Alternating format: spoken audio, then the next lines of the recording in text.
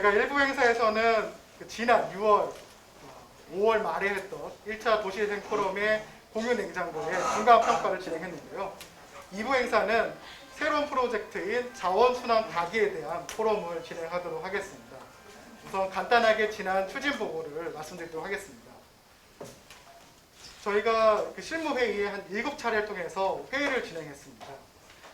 자원순환 가게가 잘 진행되고 있는 다른 지역도 답사를 다녀왔고요.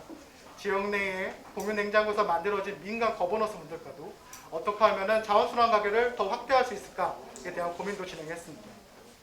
또 무엇보다 광주시청 자원순환과에서도 적극적으로 참여해 주셔서 함께 준비하게 되었습니다. 자원순환 가게는 마을 스스로가 마을의 쓰레기 문제, 그리고 어르신들의 도시복지 문제, 그리고 자원순환의 문제를 함께 해결해 나가는 프로젝트라고 할 수 있습니다. 이 자원순환 가게는 지속 가능한 도시를 만들기 위해서도 의미 있는데요. 저희 광주시는 첫 번째 목표는 빈곤을 종식시킨다. 어르신들의 빈곤 문제를 해결한다는 목표. 그리고 두 번째로 이 도시 안에서 지속 가능한 소비와 생산을 만들어낸다. 이를 통해서 쓰레기를 감소시키고 재활용을 증가시키겠다. 그리고 지속 가능한 도시 공동체를 만들어내겠다는 목표를 가지고 진행하였습니다. 자원순환 가게의 배경은 이렇습니다. 처음 시작은 생활 속의 쓰레기를 최소화하는 제로 웨이스트 운동으로 시작을 되었지만 요거를 더 확대된, 더 발전적인 형태로 나갈 수 있는 방법은 무엇일까를 고민하게 되었습니다. 사실 아파트가 많은 지역에서는 아파트에서도 많은 자원순환들이 이루어집니다. 분리수거가 어느 정도 되고 있는 거죠. 하지만 단독주택이 밀집되어 있고 빌라가 모여 있는 그런 지역에서는 분리수거가 제한적으로 진행되고 있습니다. 이런 상황을 봤을 때 빌라와 단독주택이 많은 광주에서는 이 자원순환 가게가 더 의미 있는 역할을 할 수 있을 거라고 믿고 있습니다. 이에 따라서 광주시 자원순환 가게는 안정적인 자원순환을 통해서 어르신들한테 일자리를 제공하고요. 또 오늘 지역 자활센터에서도 와주셨는데 자활이 필요한 우리 광주 시민들께도 일자리를 제공하는 역할을 할 겁니다. 두 번째는 이 분리수거된 자원순환된 자원들을 유가로 보상하면서 자원순환 경제를 구축하고 또 이를 바탕으로 사회적 경제 분야도 탄탄한 기반을 조성할 목적을 가지고 있습니다. 그리고 세 번째는 마을의 쓰레기를 해결해 가면서 주민 주도형의 자원순환 가게를 만드는 것을 목표로 하고 있습니다. 오늘 저희 업무 협약이 끝난 다음에 두 번의 강의가 있습니다. 성남에서 진행되고 있는 자원순환 가게, 그리고 환경운동연합에서 이 환경적인 측면에 대해서 이야기를 하게 될 건데요. 오늘 함께 해주시는 분들이 자원순환에 이루어 나갈 수 있는 민간 거버넌스의 기반이 되어주시기를 바라겠습니다. 먼저 저희 오늘 포럼을 축하해 주시기 위해서 신동원 광주시장님께서 참석해 주셨습니다. 광주시청 또 신동원 광주시장님의 인사말을 듣도록 하겠습니다. 인사말 부탁드리도록 하겠습니다.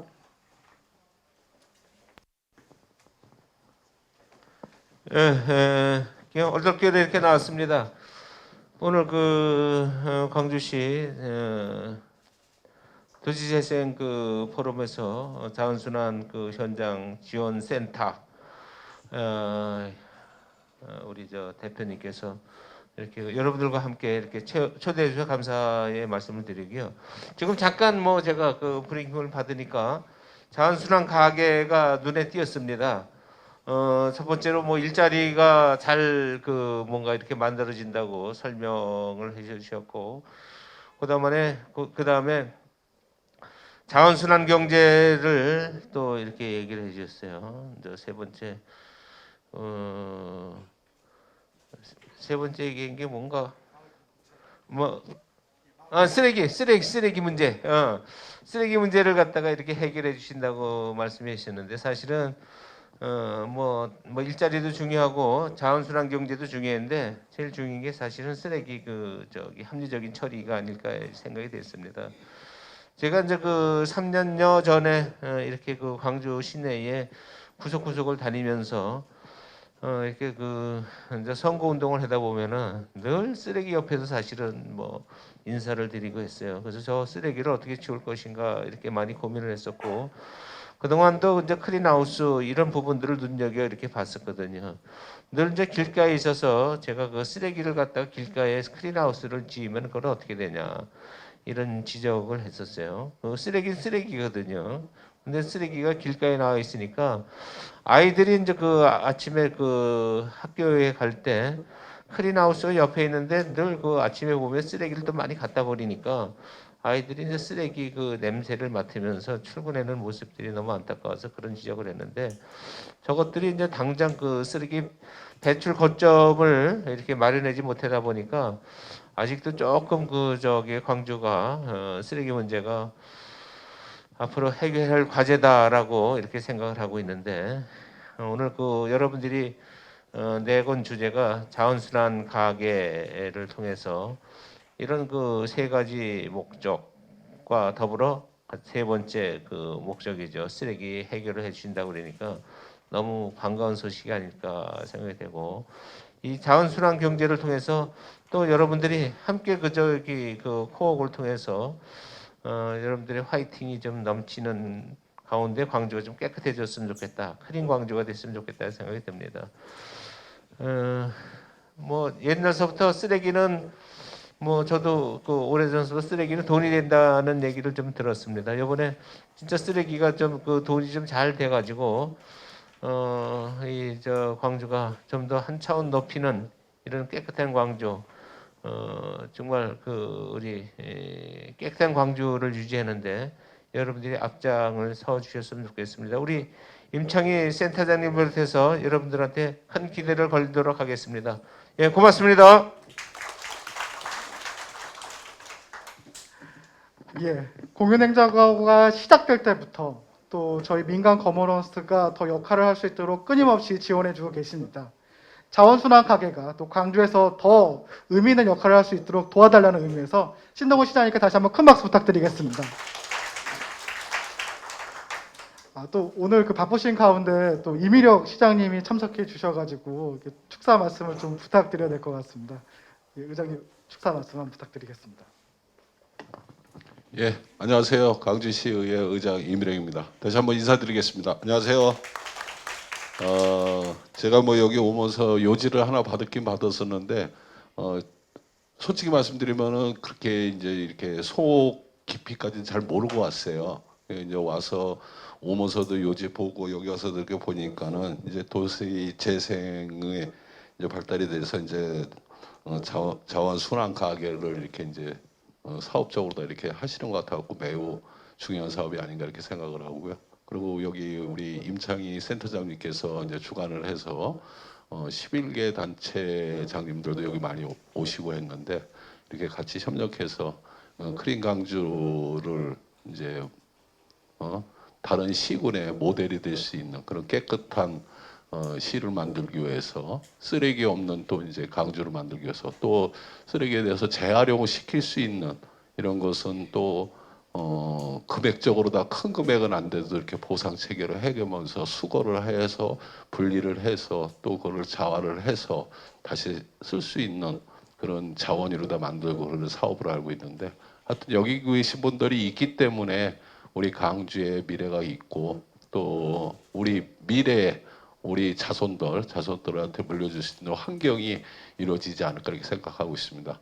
저도 제가 이제 조금 더 여기 대해서 공부 좀 하고 해서 다음번에 어떤 행사가 있다면 참석해서 여기 계신 분들하고 꼭 같이 이 행사를 끝까지 가겠다는 그런 약속 드리겠습니다. 여기 계신 분들 하여튼 코로나 때문에 많이 지치고 힘드실 텐데 지금까지 잘 견뎌 오셨습니다. 조금만 더 참고 견뎌 주신다면은 우리 마스크 벗고 조금 더 활동적으로다가 사업할 수 있는 그런 날이 오지 않을까 이렇게 생각하고 있습니다. 여기 계신 분들 건강하십시오. 감사합니다.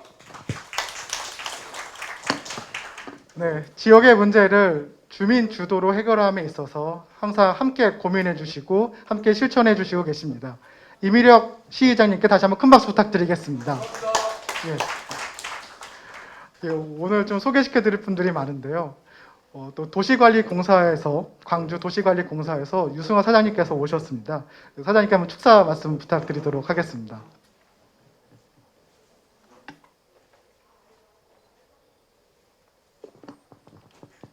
네, 안녕하십니까. 광주도시관리공사 유승화 사장입니다. 오늘 바쁜 일정에도 불구하고 이 자리에 참석해 주신 우리 신동훈 시장님과 이미덕 시의장님 또 그리고 관계기관 대표자님들께 감사의 말씀을 드립니다. 오늘 행사는 이제 지난 5월달에 우리 광주시 공유 냉장고 1, 2, 3호 이제 시범 사업에 대한 여러 중간 평가 및 점검이 있고 또 아울러서 이제 지금 말씀드린 민간 거버넌스 협약식이 있는데 저희들이 지난 5월달에 이제 공유 냉장고 사업을 하면서 우리 그 광주시의 여러 가지 각종 그 복지기관이라든가 시민 단체들이 시와 시민들을 위해서 함께 일할 수 있는 그런 저희들한테 좋은 기회가 되었습니다. 그리고 여기 더 나가서 지금 말씀드린 이제 여러 가지 쓰레기나 이런 문제에 대해서 우리 시민들이 자발적으로 참여하는 민간 거버넌스에 대한 오늘 협약식을 하게 되는데 저희 공사는 이제 우리 도시 재생과 관련해 가지고 광주시에서 큰 그림과 기획을 하고 저희 공사에서는 이제 그러한 큰 그림과 밑바탕에 대해서 같이 여러 가지 아이디어를 내고 그러한 그 계획안에 대해서 집행을 하는 그런 일을 저희들이 하고 있습니다. 지금 그 광주시에서 여러 가지 이제 시민들을 위해서 지금 이러한 아이디어를 비롯해서 많은 것들을 추진하고 있는데 저희 공사가 앞으로도 이런 여러 가지 좋은 아이디어에 대해서 적극적으로 발굴을 하고 집행을 해서 시민들의 생활이 보다 나을 수 있도록 저희들이 이러한 업무에 최선을 다할 수 있도록 노력하겠습니다. 오늘 다시 한번 참석해주신 여러분들께 감사의 말씀 드립니다. 감사합니다.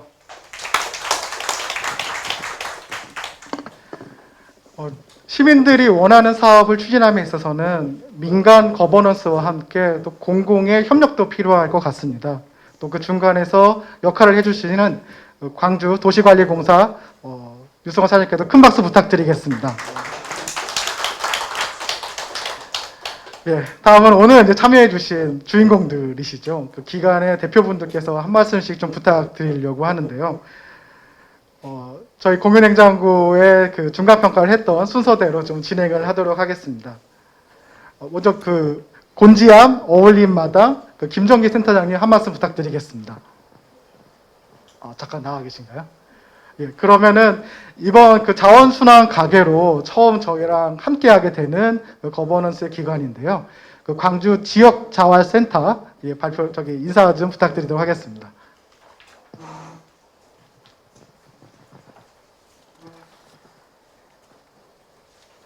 네, 안녕하세요. 저는 광주지역자활센터에서 일하고 있는 서유경 실장이라고 합니다. 오늘 센터장님께서 부득이 백신 접종 일정이 있으셔가지고 제가 대신 참석하게 됐고요. 저희 지역자활센터는 국민기초생활보장법 제16조에 의거한 그 국민기초생활수급자와 저소득층에게 일할 기회를 제공하고 건강한 일자리를 창출하여서 이후에 수익이 기반이 되는 사업단의 경우에는 자활기업으로 공동 창업할 수 있도록 지원하는 사회복지시설입니다. 전국에는 저희와 같은 지역자활센터가 250개 지역자활센터가 있고요. 경기도에는 33개의 지역자활센터가 있습니다. 현재 광주지역자활센터에서는 어린이집 식판을 세척하는 식판케어 사업단, 거점택배, 가죽공예 등 12개의 자활근로 사업단을 운영하고 있고 자활사업을 기반으로 공동 창업한 자활기업의 경우 주식회사 클린시티, 더 깨끗한 세상, 홈케어 마스터, 바니담 협동조합 등 6개의 자활기업을 지원하고 있습니다. 최근에는 광주시뿐 아니라 전국적으로 자활 역량이 낮은 수급자가 다수 유입되고 있고 기초생활보장 자활급여 기본계획에 따라서 근로 능력이 미약한 자활사업 참여 주민이 자활사업을 통해서 사회 참여와 지역사회 관계망을 형성할 사회통합형 자활사업을 요구하고 있습니다. 현재 지역자활센터 협회에서는 민과 관의 거버넌스를 통해 지역의 환경 문제와 욕구를 해결하는 사업으로 주민의 사회통합과 자활사업의 지속 가능성을 확보하고자 자원 순환과 관련된 자활 사업을 표준화 사업으로 추진하는 움직임도 있습니다. 장례식장의 다회용기 렌탈 및 세척 사업, 일회용 컵 보증금 제도 시행으로 일회용 컵 수거 사업, 그리고 자원 관리 도우미 사업을 추진하고자 합니다.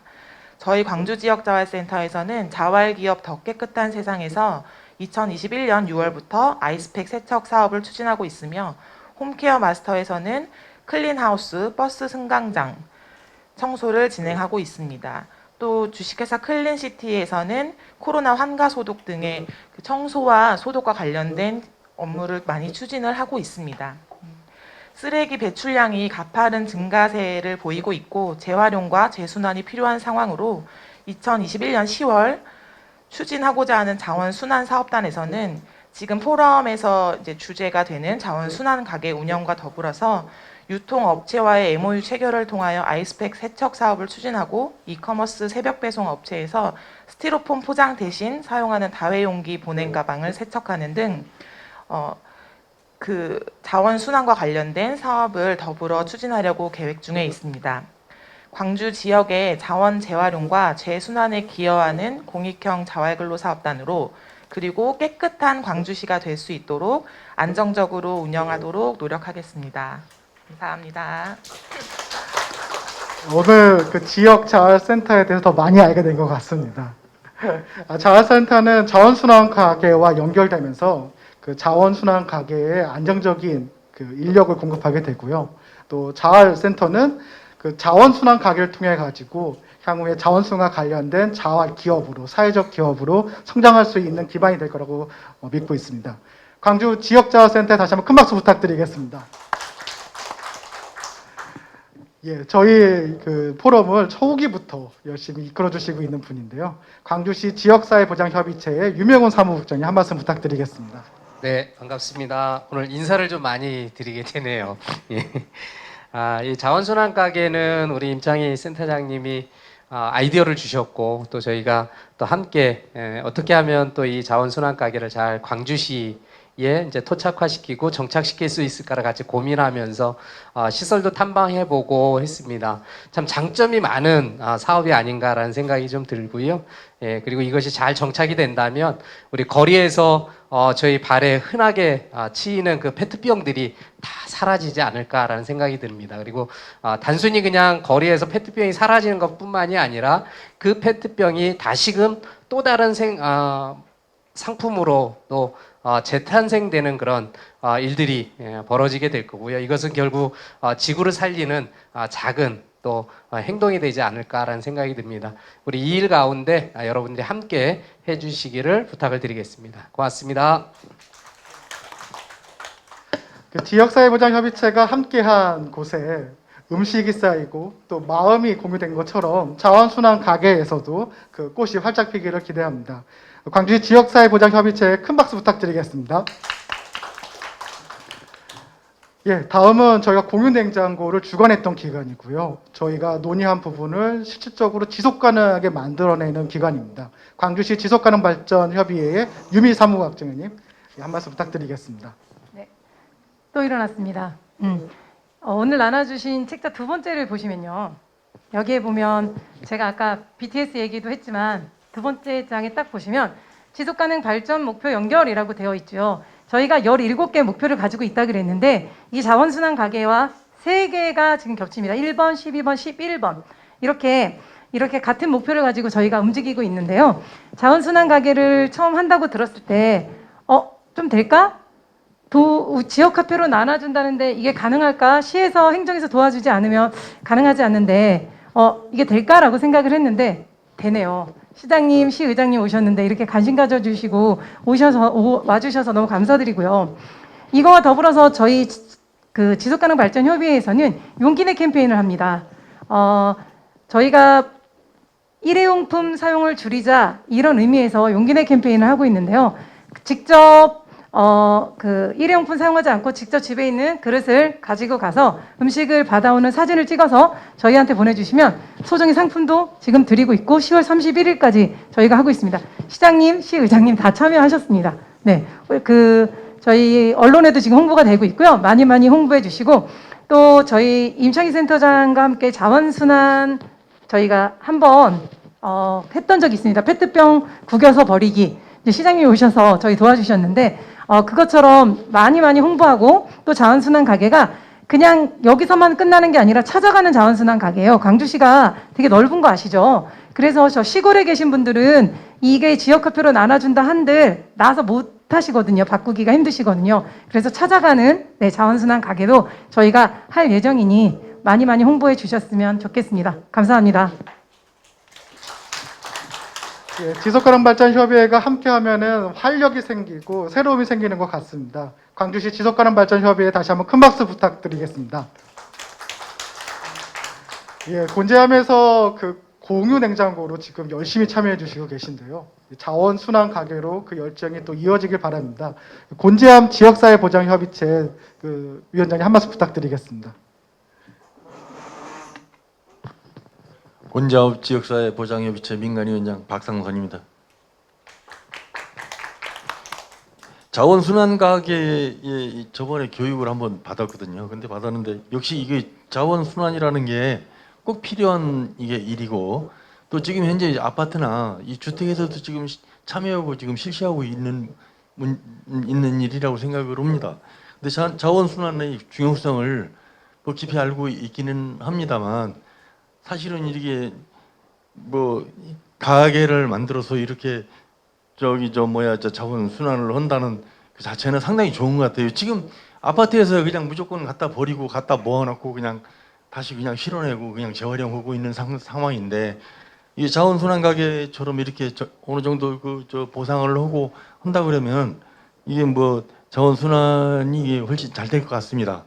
뭐 열심히 노력하겠습니다. 이상입니다. 네, 감사합니다. 그 지난번에 공유냉장고 시작하면서도 홍보에서부터 시작해서 음식 또 주민들에게 참여까지 이끌어내 주셨습니다.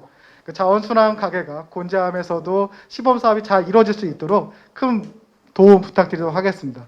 곤재함 지역사회보장협의체에 다시 한번 큰 박수 부탁드리겠습니다. 네, 잠깐 나갔다 들어오셨는데요. 그 곤지암 어울림마당 김정기 센터장님 한 말씀 부탁드리겠습니다.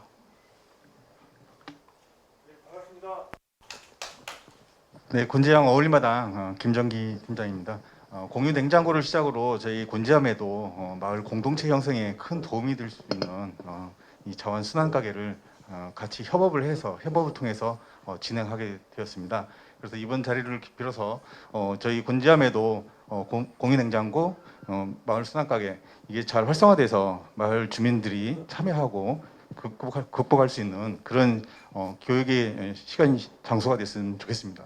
앞으로 하여튼 참여는 저희가 적극적으로 참여하는 걸로 방향을 잡았고요. 하여튼 최대한 광주시에서 공유냉장고 자원순환 가게가 활성화될 수 있도록 최대한 노력을 다하겠습니다. 감사합니다. 곤재암에서 주민 참여를 활성화시키고 지원 문제를 해결하기 위해서 많은 고민을 하고 계신데요. 자원순환 가게가 또 곤지암 어울림마당에 좋은 그 벗이 되기를 기대합니다. 곤지암 어울림마당에 큰 박수 부탁드리겠습니다. 예, 다음으로 다시 이쪽으로 넘어와서 그 환경 문제에 굉장히 관심이 많으시고 많은 도움을 주셨습니다. 그 사회적 협동조합 다음에 그 이미란 대표님 한 말씀 부탁드리겠습니다. 앞에서 하신 분들이 좋은 말씀을 다 하셨고요. 저는 이제 아동 청소년과 함께 있는 기관으로서 아이들의 미래의 먹거리 교육과 또 이와 같은 지속적으로 가능할 수 있는 것들을 홍보할 수 있는 역할을 담당하도록 하겠습니다. 감사합니다. 센터장님을 뵈면 항상 빨리 뭔가 해야 되는데 왜 안 하냐고 그 말씀을 해주시는데요. 오늘의 시작이 이 광주시에 있는 많은 분들의 열정을 다시 한번 불을 일으키는 시작이 되길 기대합니다. 사회적 협동조합 다음에 다시 한번 큰 박수 부탁드리겠습니다. 예, 저희 공유냉장고 2차 협약에 참여했던 기관들께도 잠깐 인사말을 좀 부탁드릴 텐데요. 먼저 경안동 도시재생 주민협의체의 윤영애 대표님께 인사 말씀 부탁드리겠습니다.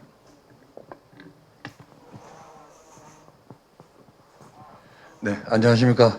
경안동 도시재생 주민협의체 대표 윤영혜입니다. 오늘 이렇게 나와보니까 많은 훌륭한 분들이 참 많이 나오셨어요. 그래 이런 분들하고 자원순환 가게를 함께 하게 됐다니 참으로 영광스럽게 제가 생각이 듭니다. 저희들은 2018년도부터 도시재생 뉴딜 사업을 진행 중에 있습니다. 도시재생이라 하면은 지금 제일 중요한 게 지금 오늘 주제인 쓰레기 문제가 제일 도시 재생에 있어서는 없어져야 될 부분이라고 생각합니다.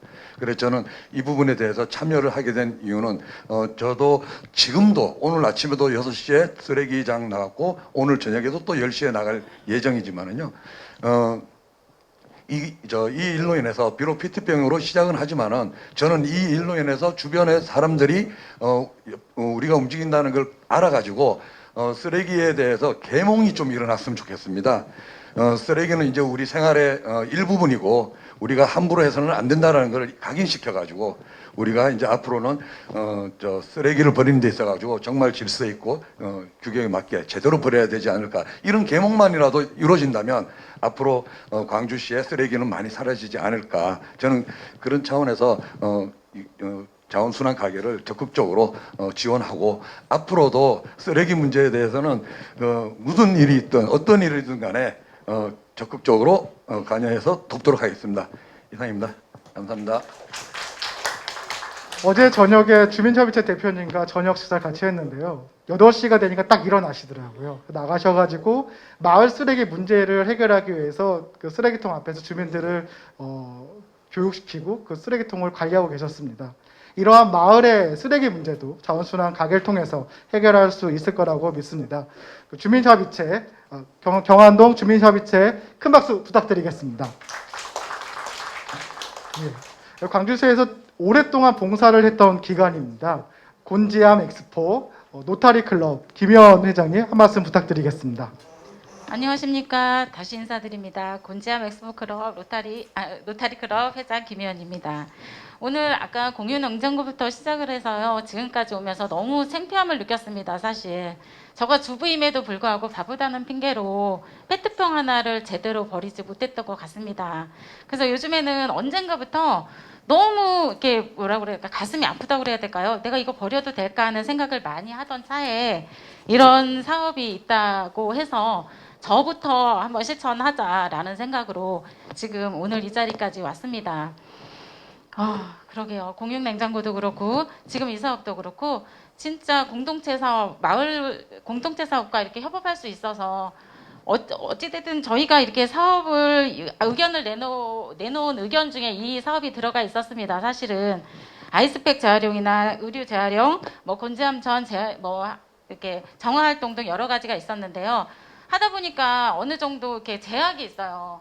모으기는 해도 처리할 수 있는 방법도 없었고 또 모은다 하더라도 그걸 어떻게 재활용할 수 있는 방법이 없었는데 이런 사업을 한다고 해서 저희가 같이 참여하게 됐습니다. 너무 영광이고요. 지금은 한 걸음이지만 이게 정말 지속적으로 돼가지고 광주시 전체가 진짜 아름다운 도시가 되기를 바라봅니다. 감사합니다. 한 사람으로서는 해결할 수 없는 문제를 함께 함으로써 해결할 수 있을 거라고 믿습니다. 주부로서 못했던 문제를 로타리라는 어떤 클럽으로 또 광주시의 이 거버넌스로 해결할 수 있을 거라고 믿습니다. 곤지암 엑스포 노타리 클럽에 큰 박수 부탁드리겠습니다. 예, 이제 마지막입니다. 공유냉장고의 3호점의 시범사업지이자 또 그 자원순환 가게에도 적극 참여해 주실 거라고 믿고 있는데요. 쌍용동 푸르지오 아파트 그 분여회 대표님께 한 말씀 부탁드리도록 하겠습니다. 안녕하세요. 쌍용동 푸르지오 분여회장입니다. 저희는 아파트라서 저희가 이렇게 업체랑 이렇게 계약을 맺어서 저희가 쓰레기를 분리 배출하고 있거든요. 그래서 저희는 이게 해당 사항이 없는 걸로 알고 있는데요. 그렇죠. 해당할 수 있게 만들도록 하겠습니다. 네. 예, 감사합니다.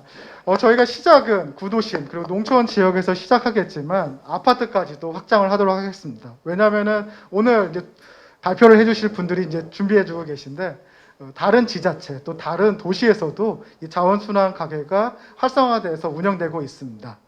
그렇기 때문에 쌍용동 프로지오도 다음번 2차 협의식 때는 꼭 같이 참여할 수 있게 준비를 하도록 하겠습니다. 그럼 좀 오랫동안 발표자분들이 기다려 주셨는데요. 네, 바로 강의를 시작하도록 하겠습니다. 네. 안녕하세요. 저는 주식회사 에코투게더 대표이사를 맡고 있는 유승희라고 합니다. 저희가 이번에 이제 포럼에 대한 어떤 주제를 보니까 기획 의도하고 운영 사항 관련해서 이제 주제를 잡으셨는데요. 제가 여기 앉아서 이제 듣다 보니까 이미 많은 분들께서 내용을 많이 알고 계신 것 같아요. 조금 전에 여기 이제 광주시에서 MOU를 맺으시는 장면을 제가 봤는데요. 다른 어떤 시나 이렇게 지자체에서도 어떤 민간 저희 기업도 있고 또 이렇게 여러 가지 분야에 계시는 기관이나 단체들의 협업이 이루어지고 있는 상태인데요. 그 광주시 같은 경우는 굉장히 오늘 같은 경우 보니까 11개의 기관이나 협회가 이렇게 다 모이셔서 되게 이렇게 도와주시겠다고 하니까 굉장히 나름 감동적이었어요. 이런 장면은 본 적이 없는 것 같아요. 이렇게 많은 기관들이 한 자리에서 다 하신 경우는 없었던 것 같고요. 이제 일단 기획 의도에 대해서 이제 생각을 해보고자 하면은 일단은 저희 재활용 어떤 유통 구조나 어떤 그 시장이 무엇이 문제인가에서부터 출발해야 될 것 같습니다. 어떻게 이것을 뭐 하게 됐나 이런 얘기를 이제 종종 인터뷰나 할 때 이렇게 듣게 되는데요. 사실 2018년도 그때 이제 화지 대란, 하여튼 쓰레기 대란이라고 해서 일명 그런 사건이 발생했었죠. 그래서 그 일은 이제 여러분이 많은 분들이 아실 텐데요. 중국에서 이제 폐지 수입을 금지함으로써 중국으로 갈 물량들이 또 우리나라에 유입이 돼서 어떤 가격의 하락을 가져오는 시장 가격을 하락을 가져오는 일이 발생했었고, 그로 인해서 가격이 다운됐고 그러다 보니까 재활용 업체들이 수거해가지 않는 일이 발생했는데 그건 뭐냐면은 보통 업체들이 이제 아파트나 주택에서 이제 수거하시는 그런 재활용품들 중에서 돈이 되는 부분이 이제 폐지와 뭐 의류 이런 부분이 있었어요. 그런데 그 부분이 이제 해결이 안 되다 보니까 덤으로 수거를 했던 뭐 폐비닐이나 그런 이제 돈이 안 되는 부분들, 플라스틱류도 복합 재질 같은 경우는 사실 돈이 안 됩니다. 그게 분류가 안 되다 보니까 다시 쓰레기가 돼요. 그런 부분을 메꾸면서 이렇게 생활을 해왔던 분들인데 그런 어떤 생태계가 무너지다 보니까 굉장히 많은 손실이 있었고 그러다 보니까 그 책임을 이제 자기네들은 그런 이제 돈이 안 되는 걸 수거하지 않겠다라는 그런 얘기가 돼서 많은 이제 시민들이 위협을 받는 경우가 생겼었죠.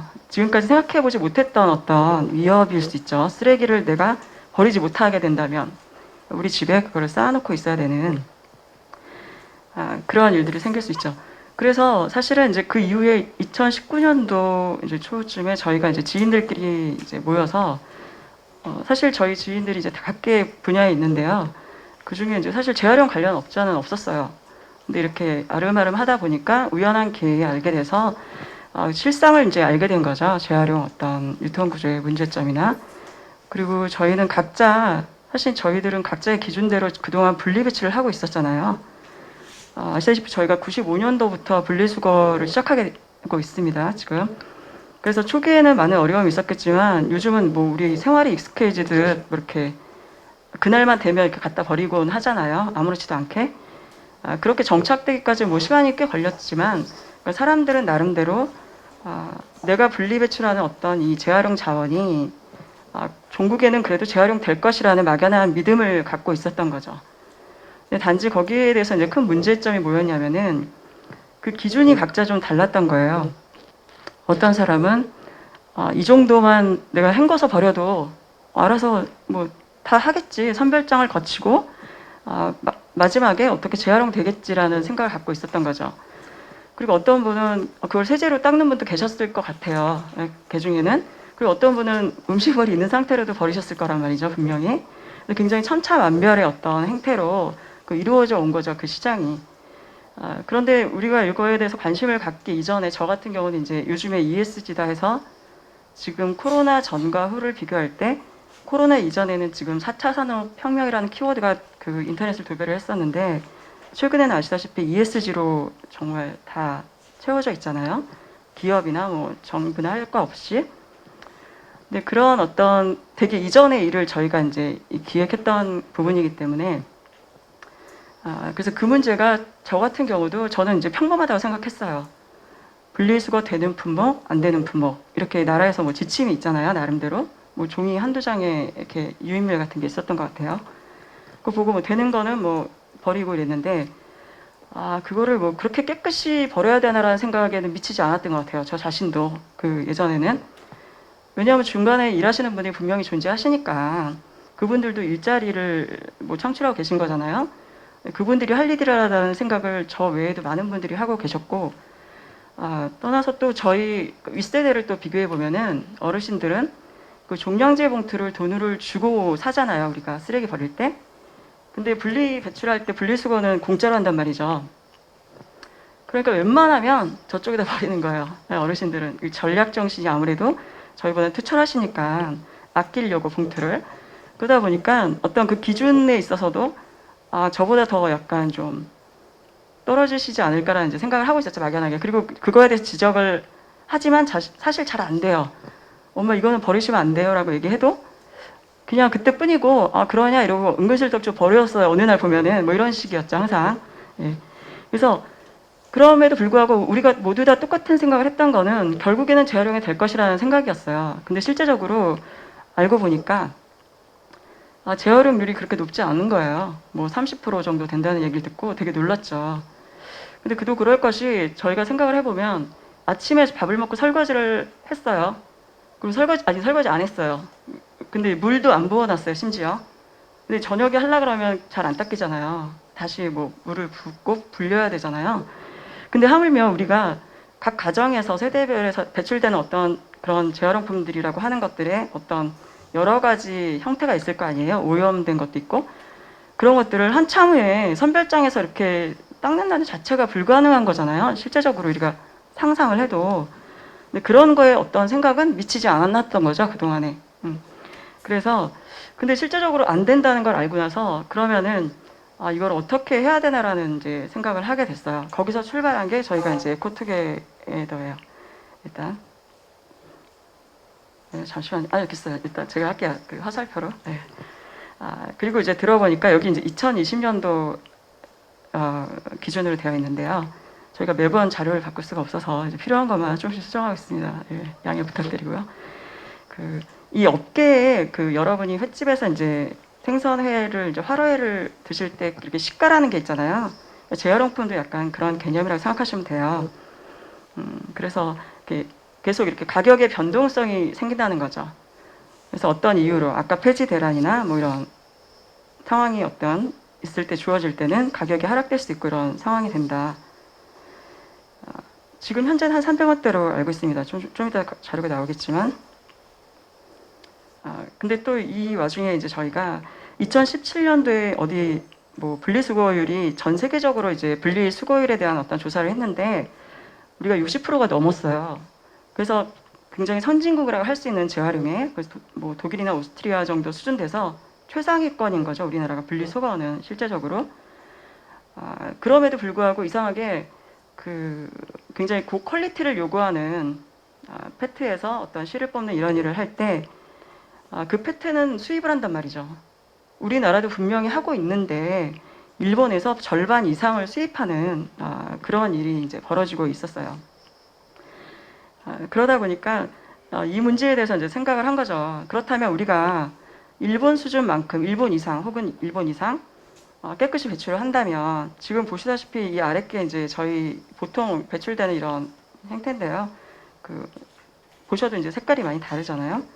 이런 이제 차이가 나서 이건 깨끗하게 배출하면 되겠다는 이제 생각을 하게 된 거죠. 그리고 실제적으로 제가 일본에서 이제 코로나 바로 전년도에 일본 주택에 한 일주일 동안 이제 연구전이신 교수님 때문에 간 적이 있어요. 주택가에서 이렇게 기거할 일은 별로 없잖아요. 일본을 많이 방문했어도. 근데 그때 당시에 어느 날 이렇게 종소리가 나더라고요. 낮에. 저게 뭐냐 그랬더니 재활용하는 날이래요. 근데 실제적으로 일본은 굉장히 복잡하게 돼 있어요. 주 1회 재활용하는 것도 있고 주 2회, 뭐 월 2회 이런 식으로 되게 복잡한데 그 모든 걸 너무 잘 지켜요. 이 사람들이 알아서. 되게 신기하죠. 그래서 여기 약간 특이점은 재활용품 따로 수거하고 소각되는 것도 수거하고 소각되지 않는 물품을 따로 이렇게 모아요. 근데 소각되는 건 음식물 쓰레기도 포함됩니다. 일본은 특이하게. 그래서 우리랑 약간 차이가 있고 차이가 있지만 어마어마하게 열심히 하고 잘하고 있다는 거죠. 그리고 심지어 그들은 어떤 리워드조차 없어요. 보상을 받지 않는데도 불구하고 어떤 거기서 좌절하는 거죠. 약간 이게 국민의식이 우리가 이렇게 떨어지나 일본에 비해서 자존심도 좀 상하고 그런 경험이 좀 있으실 거예요. 일본 가시면 거리가 너무 깨끗하잖아요. 우스갯소리에 제가 이제 일본 정통인분한테 어떻게 이렇게 할 수 있냐, 환경위원이 많은 것도 아닌데 얘기했더니 야쿠자가 무서워서 그렇다고 그러더라고요. 그래서 제가 확인 안 해봤는데 사실이래요. 저도 이해가 안 됐지만 그 당시에 어쨌든 그런 경험이 있습니다. 이런 이유로 이제 저희가 이제 했는데 이거는 이제 뭐 에너지 전문 시장 조사 업체인 블룸버그 NF에 따르면 이제 뭐 19년도에는 뭐 $350 톤당 이 정도 됐던 게 플라스틱 스크랩이 가격이 뭐 올 초에 같은 경우는 굉장히 떨어졌죠. 지금 200불대로 떨어지는 그런 내용들. 전 세계적으로 이제 같은 현상이에요. 그리고 이제 환경부 자료에서 이게 지금 압축 플라스틱 페트 가격이 이제 지금 현재 2020년도 말쯤에는 전 세계적으로 굉장히 다운됐던 시절이에요. 그때 코로나가 있었고 그 굉장히 심했던 그 영향을 받았던 그 시점이었죠. 그래서 문제점을 약간 요약해 보자면 제가 이미 말씀드렸듯이 시민들은 분리 배출하면 제대로 되는 줄 알았어요. 내가 그 정도만 하면 됐지. 내가 그 정도 인건비를 투자하면 됐지. 우리 같은 인력들이 나라에서 알아서 해주는 거 아니냐는 생각을 하고 있고 지자체는 또 나름대로 이런 굉장히 과중한 업무가 있는 분야죠. 자원순환과 교통과 이쪽 분야가. 그래서 굉장히 힘든 상황이었고요. 그 다음에 또 한 가지 또 하나 문제점은 재활용 업체에 대한 약간 문제점입니다. 그 재활용 업체들이 지금 자기들이 뭐 이렇게 배출하는 양 이런 것들이 정확히 사실은 카운트가 안 되는 실정이에요. 어떻게 보면 내가 이만큼 했어라고 사인하고 기록하고 이런 걸 갖다가 그냥 그대로 받아들이는 그런 입장이란 말이죠. 그래서 이 분야가 약간 주먹구구식 어떤 행정이나 이런 것들이 가장 이렇게 만연한 부분이라고 할 수가 있겠습니다. 그리고 담합 같은 것도 할 수 있는 여지도 있고요. 그래서 뭐 이렇게 깨끗하게 하면은 일단 가격이 높아진다. 단순하게 판매 가격이 보이는 이제 성상도 많이 차이가 있으니까 높아질 것이다. 이게 뭐 3.5배 이렇게 이제 얘기를 했는데요. 지자체 처리 비용도 뭐 톤당 한 60만 원대라면 저희가 뭐 신흥이 마을이나 성남시 한 경우에 뭐 한 20만 원대로 그 물류 비용을 줄일 수가 있었다는 그런 얘기를 할 수 있겠어요. 그리고 뭐 내용을 대부분 다들 아시던데요. 저희 플랫폼은 깨끗이 씻어서 배출한 어떤 재활용 가능 자원에 대해서 현금으로 보상하는 시스템입니다. 근데 그 현금을 초기에는 이제 현금으로 다 지급을 해드렸고요. 지금도 지자체에 따라서는 현금을 하는 데가 있어요, 일부요. 그리고 지역 화폐로 이제 전환을 해서 지역 경제 활성에 이제 약간 도움이 되고 있습니다. 물론 지자체 측에서는 지역 화폐 선호하시죠. 근데 개인의 입장은 좀 여러 가지가 있는 것 같아요. 컨디션에 따라서. 그래서 이렇게 애플리케이션을 이용해서 저희가 관리를 하고 있고요. 그래서 저희가 이제 시스템을 이제 보자면은 그 배출하고 수거하는 단계를 이제 들어가죠.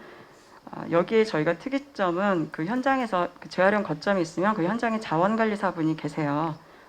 그분들이 어떤 시민들에 대한 제대로 된 어떤 궤도 같은 역할을 담당하고 계시는 거죠. 어떻게 깨끗이 배출해야 되는 부분과 그런 걸 설명드리고 그다음에 가져오신 뭐 재활용품에 대해서 뭐 무게를 달고 그거에 대한 이제 보상을 하는 포인트를 지급하는 그런 일들을 도와주고 계세요.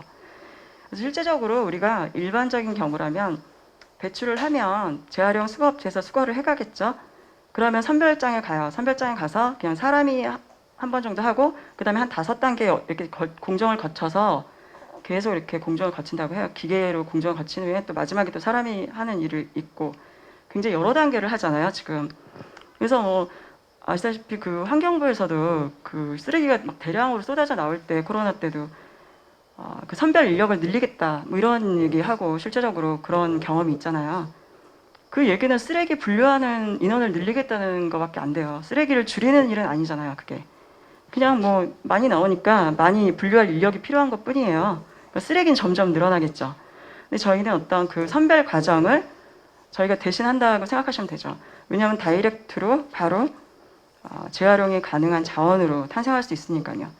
그 여러분이 정말로 자원순환가게 보셨으니까 알겠지만 대부분 많이 보셨을 것 같아요. 근데 정말 나오는 그 용기들이나 어떤 그런 재활용품들이 너무 깨끗해요.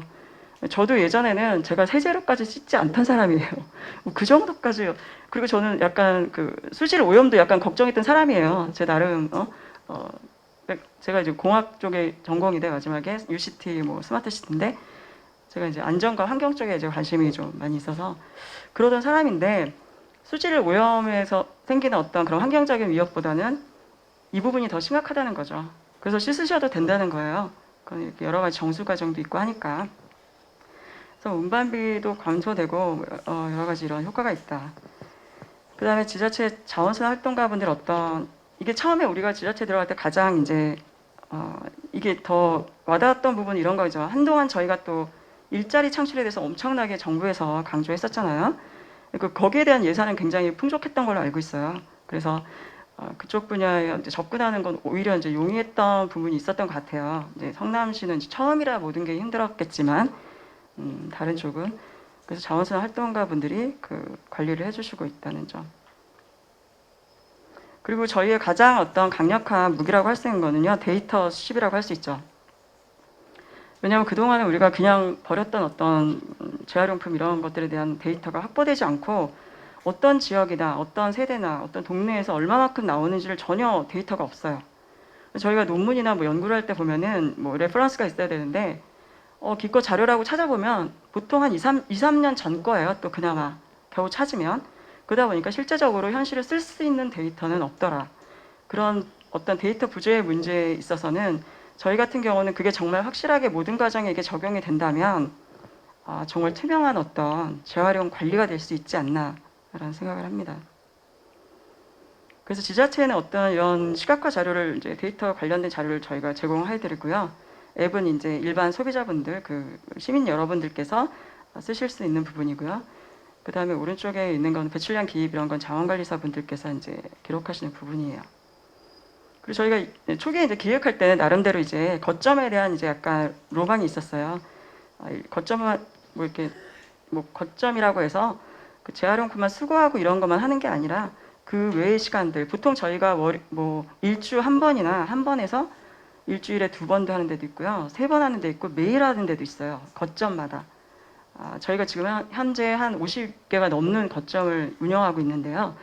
그러다 보니까 다양하게 그 어떤 뭐 여건에 맞는 그런 걸 택해서 하고 있습니다. 그래서 예전에 뭐 이렇게 이제 컨테이너 한참 유행일 때 shipping 컨테이너인데요. 이런 걸 이용해서 하자는 그런 생각했었고요. 그 다음에 이제 좀 더 이제 약간 발전된 정말 뭐 4차 산업혁명 같은 느낌의 그런 걸 생각할 때 어떤 이런 복합 공간을 생각했는데 실제적으로 이거는 현재 그 해남군에서 센터를 이제 지을 예정이에요. 그래서 거기에는 AI도 들어가고 VR도 들어가고 체험 시설도 들어가고 다양하게 할 예정에 있습니다.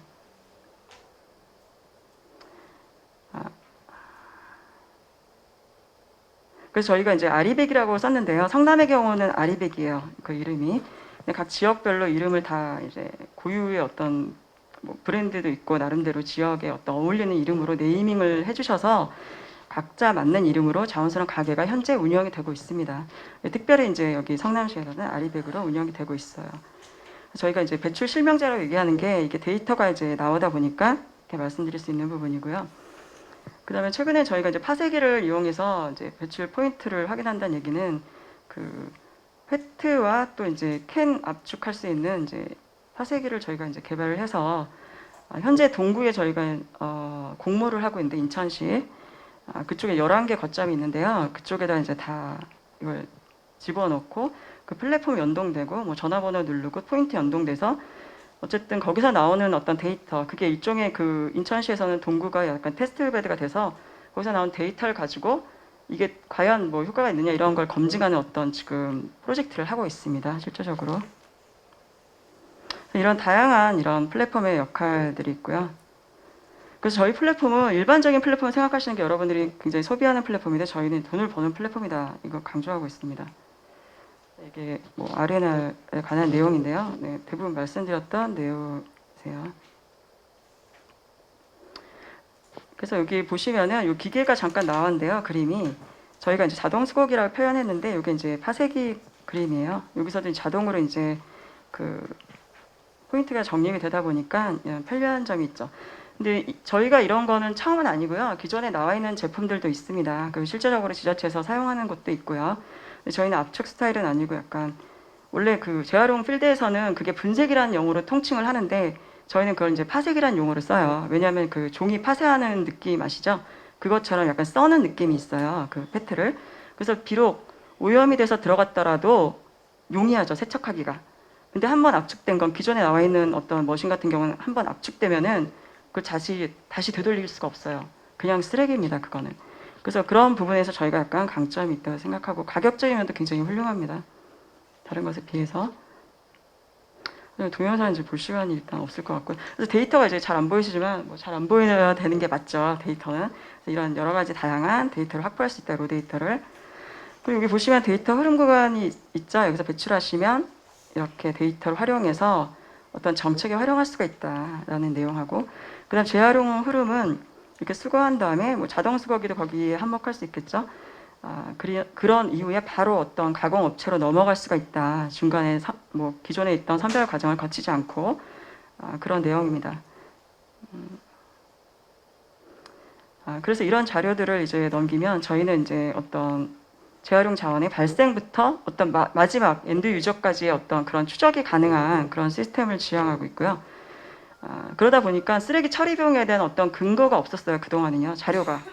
도대체 왜 이 돈이 왜 들어야 되지? 그리고 잘 아시겠지만 그 예산을 잡잖아요. 그러다가 이렇게 쓰레기가 많아져요. 그럼 계속 추경을 잡으시잖아요. 그 예산이 점점 늘어나요. 지자체에서. 그런 지금 상태에 있습니다.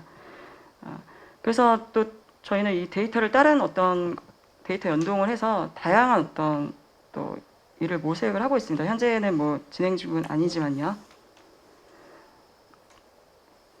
이렇게 예산 구조를 했었는데 실제적으로 지금 운영하고 있는 재활용 거점들의 다양한 형태를 보여드리려고 잠시 올렸는데요. 예를 들면 이제 저희 재활용 성지라고 할 수 있는 신흥이 마을에서 하는 신흥이 아리백은 나라에서 이제 시에서 시유지를 제공해 주셔서 직접 신축을 해주셨어요. 되게 감사한 일이죠. 그래서 이렇게 있고 또 이제 오른쪽 같은 부분은 이제 부스 같은 거 제작해서 이건 최근의 일인데 부스를 또 제작한 경우가 있고 판교는 또 여기에 또 있어요. 그리고 이렇게 건물 내에도 할 수 있고 저희가 최근에 이제 그 기업들이나 이런 데서 이제 연락이 와요. 왜냐하면 빌딩에서도 쓰레기가 엄청 많거든요. 빌딩에서 배출되는. 근데 예전에는 이렇게 해줬다면 이제는 자체적으로 처리해야 돼요. 자기네가 회사가. 그래서 그런 부분에 대해서 문의가 많이 오고 있어요. 근데 저희가 이제 아주 여력이 없어서 이제 적극적으로 하진 않고 있는데 이 분야도 이제 계속 할 예정이고요. 그래서 뭐 성당은 이제 메인 성당 뭐 명동 성당에서도 저희가 계획을 하고 있어요. 성당은 라인이 이제 하나라서 교파가 없더라고요. 그래서 이제 한꺼번에 할 수 있을 것 같고요. 그래서 이렇게 주차장도 하고 뭐 중학교 그다음에 어린이집 같은 데서도 하고 있다는 거. 이렇게 다양한 형태로 한다. 그리고 고정식과 이동식이 있어서 이렇게 뭐 이동 뭐 이렇게 그때 펼쳤다가 한 특정 요일에 다시 이렇게 접고 이런 일을 하시기도 하고 고정식인 데도 있고 뭐 이후에 우리 이제 국장님이 자세히 설명하실 것 같고요. 그리고 최근에 이제 의왕시 같은 경우는 주민센터 앞에다 이렇게 했어요. 그리고 뭐 마을관리소 앞에도 할 수 있고, 근데 공원에도 설치할 수 있고요. 그 특정 요일을 삼아서. 그 다음에 인천 이음가게 같은 경우는요, 이게 인천은 여러 가지 나뉘어 있어요. 동별로 하는 것도 있고, 아시다시피 광역시 같은 경우는 구별로 핸들링을 합니다. 그렇기 때문에 이렇게 큰 틀에서 어떤 광역시 자체에서 뭔가 하기가 좀 어려운 점이 있어요. 실제적으로 덩치가 너무 크기 때문에. 그래서 결정을 다 할 수 있잖아요. 일단 구별로. 그럼에도 불구하고 이제 서구하고 따로 하고 동구도 하고 뭐 부평구도 하고 이렇게 따로따로 하시는데 인천시 자체에서도 들어가셨어요. 근데 이게 둘의 생협이라고, 생협이 아시잖아요. 생활협동조합. 거기서 자기들이 어떤 그 거점을 제공하시겠다고 먼저 제안을 해주셔서 하게 된 부분입니다. 저희가 이제 이 어떤 이제 프로세스인데요. 저희 이 시스템을 하려면은 이제 이게 뭐 최대한대로 한 2달 정도 잡은 내용인데 뭐 빨리 하시는 분도 있고 한데 가장 중요한 건 어떤 이 거점을 정하는 게 가장 힘들어요. 어디다 할 것인가. 이게 되고 나면은 크게 어려운 사항은 없는 것 같아요. 일단은 특히 수도권으로 갈수록 그 부지 선정이 어려움이 있는 게 워낙 그 땅값이 높으니까 어디 할 때가 마땅치 않아요. 그래서 이동식으로 할 때도 이 주민들이 내 집 앞은 별로다라는 분이 분명히 계세요. 근데 이게 약간 혐오 시설이라는 약간 그런 생각을 하는 거죠. 왜냐하면 이제 분리수거장을 보셨을 거 아니에요, 다들? 그러면은 깨끗하지 않는다는 느낌이 오잖아요. 근데 저희 물건을 보시면은 그런 생각이 없어지실 텐데 이제 그런 문제 때문에 어려움이 있다면 그분이 가장 어려운 점이 아니었나라는 생각을 하게 됩니다. 그래서 장소 선정이 우선되어야 되고 그다음에 자원관리사분들을 섭외해서 그분들을 이제 어떤 교육도 시키고 그런 부분들이 이루어져야겠고요. 근데 모두의 뭐 여러분들을 뵈니까 그 많은 기관들에서 이미 반은 시작이 벌써 된 것처럼 느껴지는 그런 열정들을 제가 봤는데요. 굉장히 고무적인 일이고 광주시가 굉장히 잘하지 않을까라는 생각이 들었어요. 이렇게까지 처음부터 이렇게 다 하고 시작하는 데는 지금까지는 없었습니다. 실제 말씀드리면. 그리고 제가 이걸 하면서 느꼈던 거는 가장 중요한 거는 뭐 저희만 잘해서도 아니고 그리고 저희가 이제 처음에 그 성남시에 제안을 해서 관철되기까지 뭐 쉽지 않은 길이 있었고요. 거기서 성남시에서 또 환경연합을 연결해 주셔서 이렇게 또 같이 하게 됐고 이런 부분이 있어요. 그런데 이제 지자체마다 각자의 어떤 다 입장이 다르시다 보니까 어떤 데는 또 환경연합도 하시고 어떤 때는 뭐 아까 생협하고도 같이 하시고 그리고 그 동네에 주민자치단체들이 굉장히 많으시더라고요. 다양한 형태로. 그분들하고 다 이렇게 협업을 같이 하시는 거예요. 누구 개인 혼자만의 힘으로는 될 수 없다는 거. 다 같이 노력해야 된다는 이제 그런 말씀을 드리고 싶고요. 어쨌든 저희가 이제 기획한 의도는 그거죠. 이제, 우리가 최소한 재활용 제품이라고 생각하는 것들이 배출된 어떤 재활용품들이 100% 재활용되게끔 하자라는 데서 출발했고 그 나름대로 성공적인 어떤 아웃풋이 있어서 뭐 성남의 어떤 모델이 됐다면 다른 어떤 지자체에서들 많이 지금 다 같이 하시려고 하는 게 더 이상은 이제 저희가 물러설 수 없는 그런 이제 ESG의 시대가 됐기 때문에 또 있는데요. 사실은 저희가 그걸 알고 시작한 건 아니에요. 2019년 초부터 저희가 계획했고 2019년 6월에 시범을 들어갔어요. 신흥이 마을을. 그러다 보니까 2019년 말에 터졌잖아요. 코로나가. 어떻게 보면은 이제 우스갯소리로 요즘에 되는 건 저희밖에 없다고 저 주변에서 그러는데 저희는 아시겠지만 저희 마이너스예요. 저희 돈을 벌지 않아요. 왜냐하면 이제 다시 돌려드리는데 물류비용이 더 나가니까. 저희끼리 얘기하죠. 정말 많은 분들이 하시면 혹시 모르겠다. 수익이 나겠다. 그런 생각을 하고 있습니다. 여러분들이 어떤 이렇게 다 참여해 주셔서 너무 감사하고요. 저희 성과라고 이제 하면은 일단 이제 저희가 이제 신흥이 말에서 했는데 이게 처음에 되게 미미했죠. 시작은 되게 미미했고 뭐 처음부터 어떤 시유지에서 딱 가게가 딱 있었던 것도 아니에요. 맨 처음에는 정말 자판 깔듯이 시작을 한 건데 그렇게 시에서 열심히 이제 서포트를 해주셔서 이런 결과라고 할 수 있죠. 그래서 보시다시피 이렇게 기존의 압축 폐트의 모습이라면 지금 성남시에서 이렇게 배출되고 있는 모습들 그리고 굉장히 다양한 연령층이 동참하고 있다는 내용 이런 것들이 굉장히 중요합니다. 왜냐하면 어린이들이 이걸 하고 있다는 거는 미래적인 의미로 굉장히 중요하죠. 왜냐하면 저희가 95년대 시작해서 지금은 습관처럼 하고 있는 분리수거가 얘네들은 이렇게 깨끗하게 해야 된다는 걸 이미 체득하고 있잖아요. 그럼 얘네들이 크면은 너무 당연시된 거죠. 이 정도는 해줘야 돼. 이런 마인드. 환경 교육에 굉장히 큰 영향이 있다고 생각을 하고요. 처음에 한 20세대로 시작을 해서 지금은 이거 기준이 이제 더 오바됐는데 이때 이제 이것도 촘촘하게 한 건 아니에요. 저희가 요즘에 너무 바쁘다 보니까 대충 이제 했는데 그래도 이렇게 좀 약간 좀 소극적으로 잡았어요. 만세대 이상 돼서 회원 가입률이 이렇게 늘었다. 그리고 지금 배출되는 재활용품들의 어떤 퀄리티는 이 정도다. 아시다시피 그 환경부에서 그 페트를 따로 분리하고 있잖아요. 근데 페트 분리하실 때 뭐 뚜껑 닫아갖고 이렇게 눌러라고 말씀하시는데 성남시는 이렇게 뚜껑도 따로 배출하고 계세요. 사실 궁극적으로는 이게 맞는 거예요. 근데 이제 단지 거기에 오염이 된 게 들어갈까봐 이제 그런 다양한 곳에서 오니까 그런 걱정을 하시는데 저희 제품은 워낙 우수하기 때문에 처음부터 이렇게 하셔도 된다는 거죠. 그래서 이렇게 다양한 어린이들이 체험할 수 있는 그런 장이 될 수도 있고요. 그래서 마지막으로 어쨌든 저희가 이제 이런 어떤 데이터도 있고 해서 데이터 공모 사업도 지금 하고 있고요. 환경부 어떤 뭐 공모가 있었는데 그래서 성남시를 비롯해서 해남군이나 인천시 서구가 선정되어서 지금 같이 이제 코업을 하고 있는 상태입니다.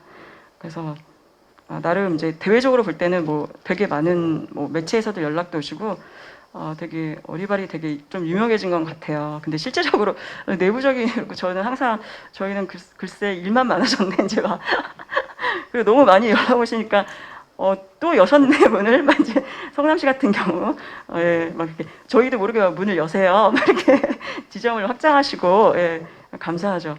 전국적으로 저희가 어떤 뭐 분기점이 넘어서 저희도 뭔가 수익이 날 수 있는 그날이 오기를 저희도 기대하면서 열심히 노력하겠습니다. 예, 많은 협조 부탁드리고요.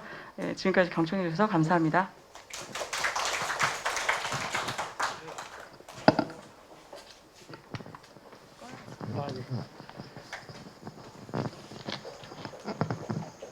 자원순환에 대한 새로운 생각, 그러니까 기존의 쓰레기는 버리는 것이다 해서 돈을 벌 수 있다라는 생각, 그러면 자원순환을 가지고 경제가 될 수 있다라는 어떤 그 생각을 기반으로 비즈니스 모델을 제안해 주셨습니다.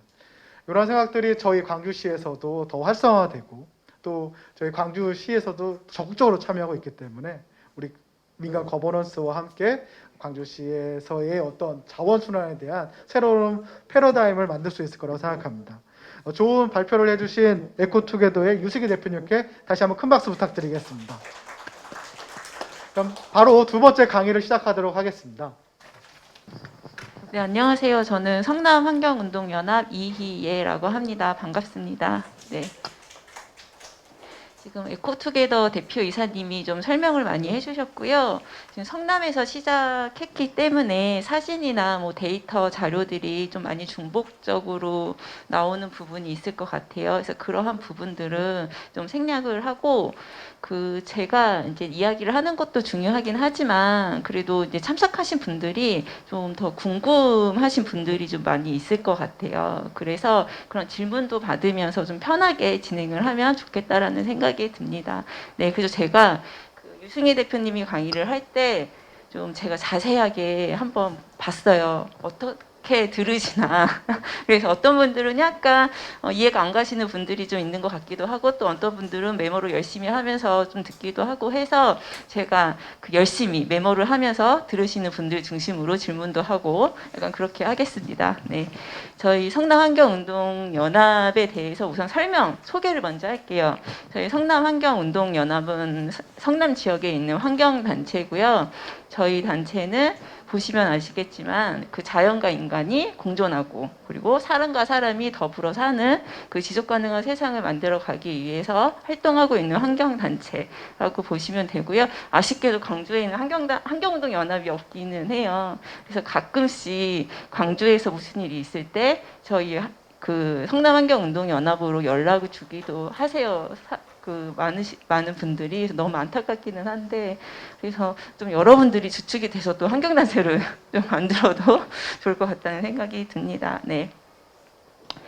저희 성남환경운동연합이 성남자원순환 가게 아리백을 이제는 시작을 하게 된 이유를 좀 말씀을 드리면 저희는 이제 기후위기 대응의 차원에서 저희는 이 자원순환 활동을 하는 거라고 보시면 돼요. 그래서 좀 여러분들께 질문하고 싶은 게 기후위기 대응과 이 자원순환, 소각쓰레기 감축이 어떤 관계성이 있을까 혹시 좀 예상을 해보신다라고 하면 여기 자활센터 선생님은 네.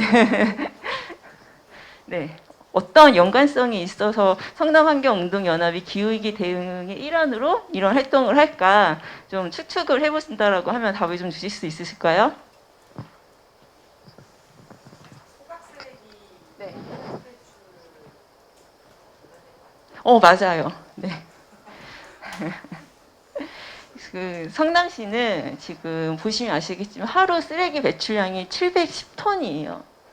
그리고 하루 쓰레기 배출량이 710톤인데 이게 온실가스 배출을 지금 소각장에서 제일 많이 하고 있다고 보시면 돼요. 60%.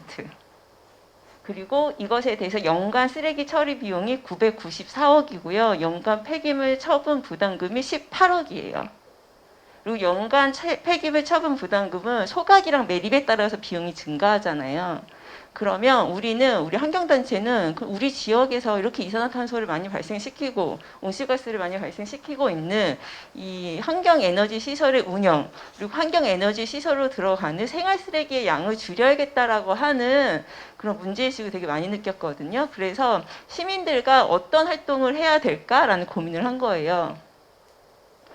여기 보시면 아시겠지만 그 소각 쓰레기가 거의 55%, 그리고 재활용 그 부분은 12.3% 정도 되는 부분이 있고요. 그리고 이제는 그 시간이 지날수록 이 반입량은 높아지고 있는 부분을 보실 수 있을 것이고요. 네. 그러면 지금 보시면 여기 소각 쓰레기, 생활 쓰레기가 늘어나는 부분 있잖아요. 이러한 부분에 있고, 그다음 재활용 부분이 있는데요.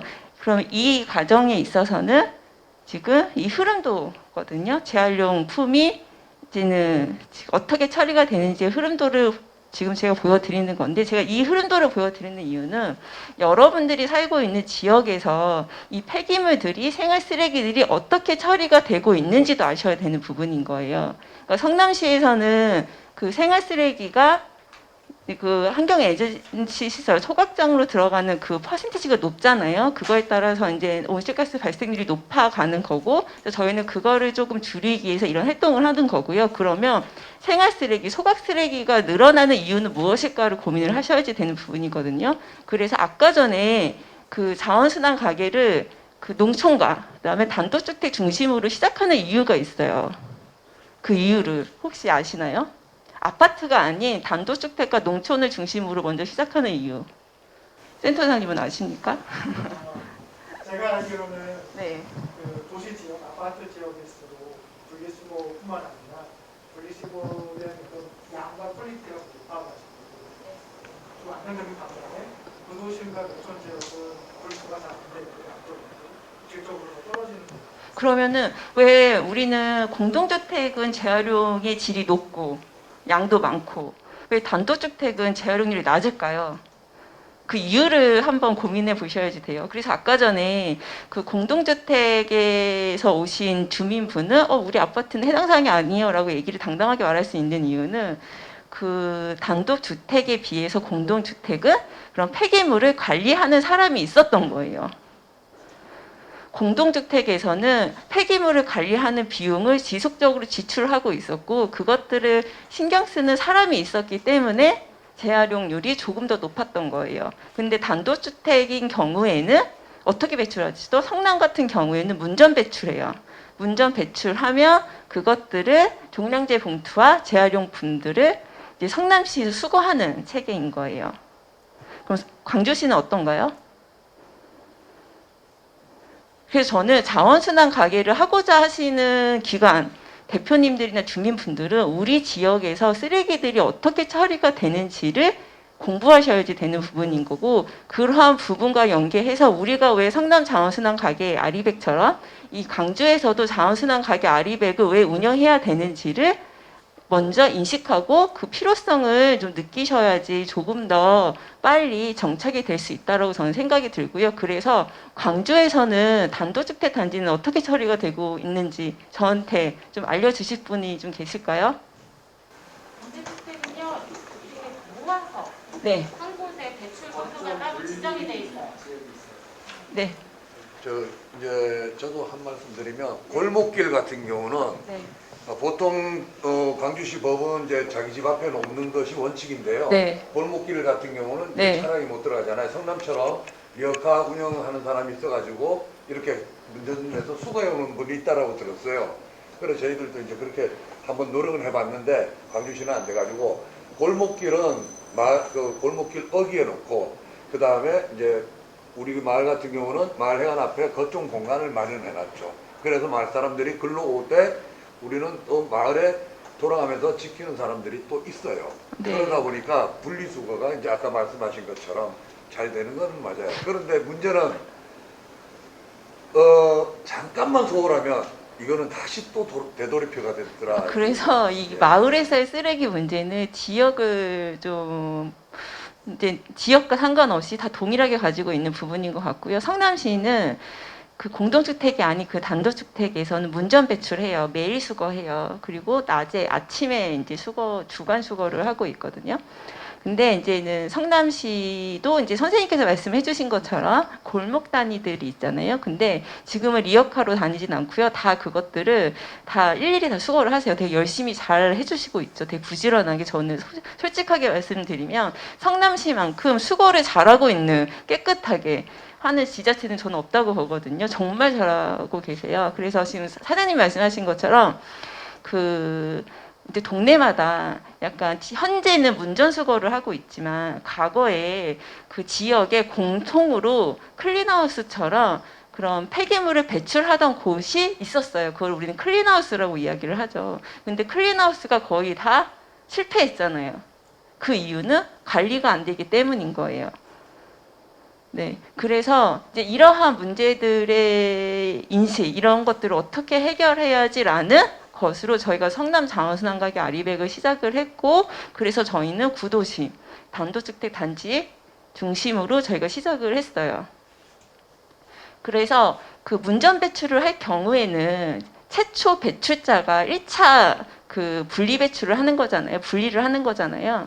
그리고 성남시는 종량제 봉투 하나, 그 다음에 투명 비닐 봉투에 재활용품들을 다 담고, 그리고 종이들은 종이대로 따로 이렇게 배출해서 모아서 배출하는 시스템이에요. 그리고 공동주택 같은 경우에는 사람이 배출을 하면 그 경비 아저씨들이나 아니면 일부 다른 제3자가 한 번 더 관리를 하는, 2번을 관리하고 내보내는 시스템인 거예요. 그래서 성남시의 그 단독주택에서 문전 배출하는 그 기준을 말씀을 드리면 1차로 처음에 배출하는 사람이 엄청 잘 배출을 해야겠죠.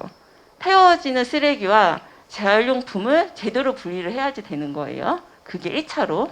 그리고 두 번째는 그런 재활용품들이 선별장으로 보내지잖아요. 그럼 선별장에서도 제대로 분리를 해야지 되는데, 선별장에서 선별률이 지금 57.4%였던 거예요. 성남시 같은 경우에는. 재활용품 100이 가면 거의 50%는 재활용이 되고, 그 나머지는 다시 소각장으로 가는 거예요. 그 여기에서의 문제점은 무엇일까요? 왜 1차적으로 사람들이 1차적으로 재활용을 잘 해서, 분리배출을 잘 해서 선별장으로 보내줬잖아요. 그러면 선별장에서 선별률이 잘 안 되는 이유는 무엇일까요? 주부님이 좀 말씀해 주실까요? 이것도 편견의, 네.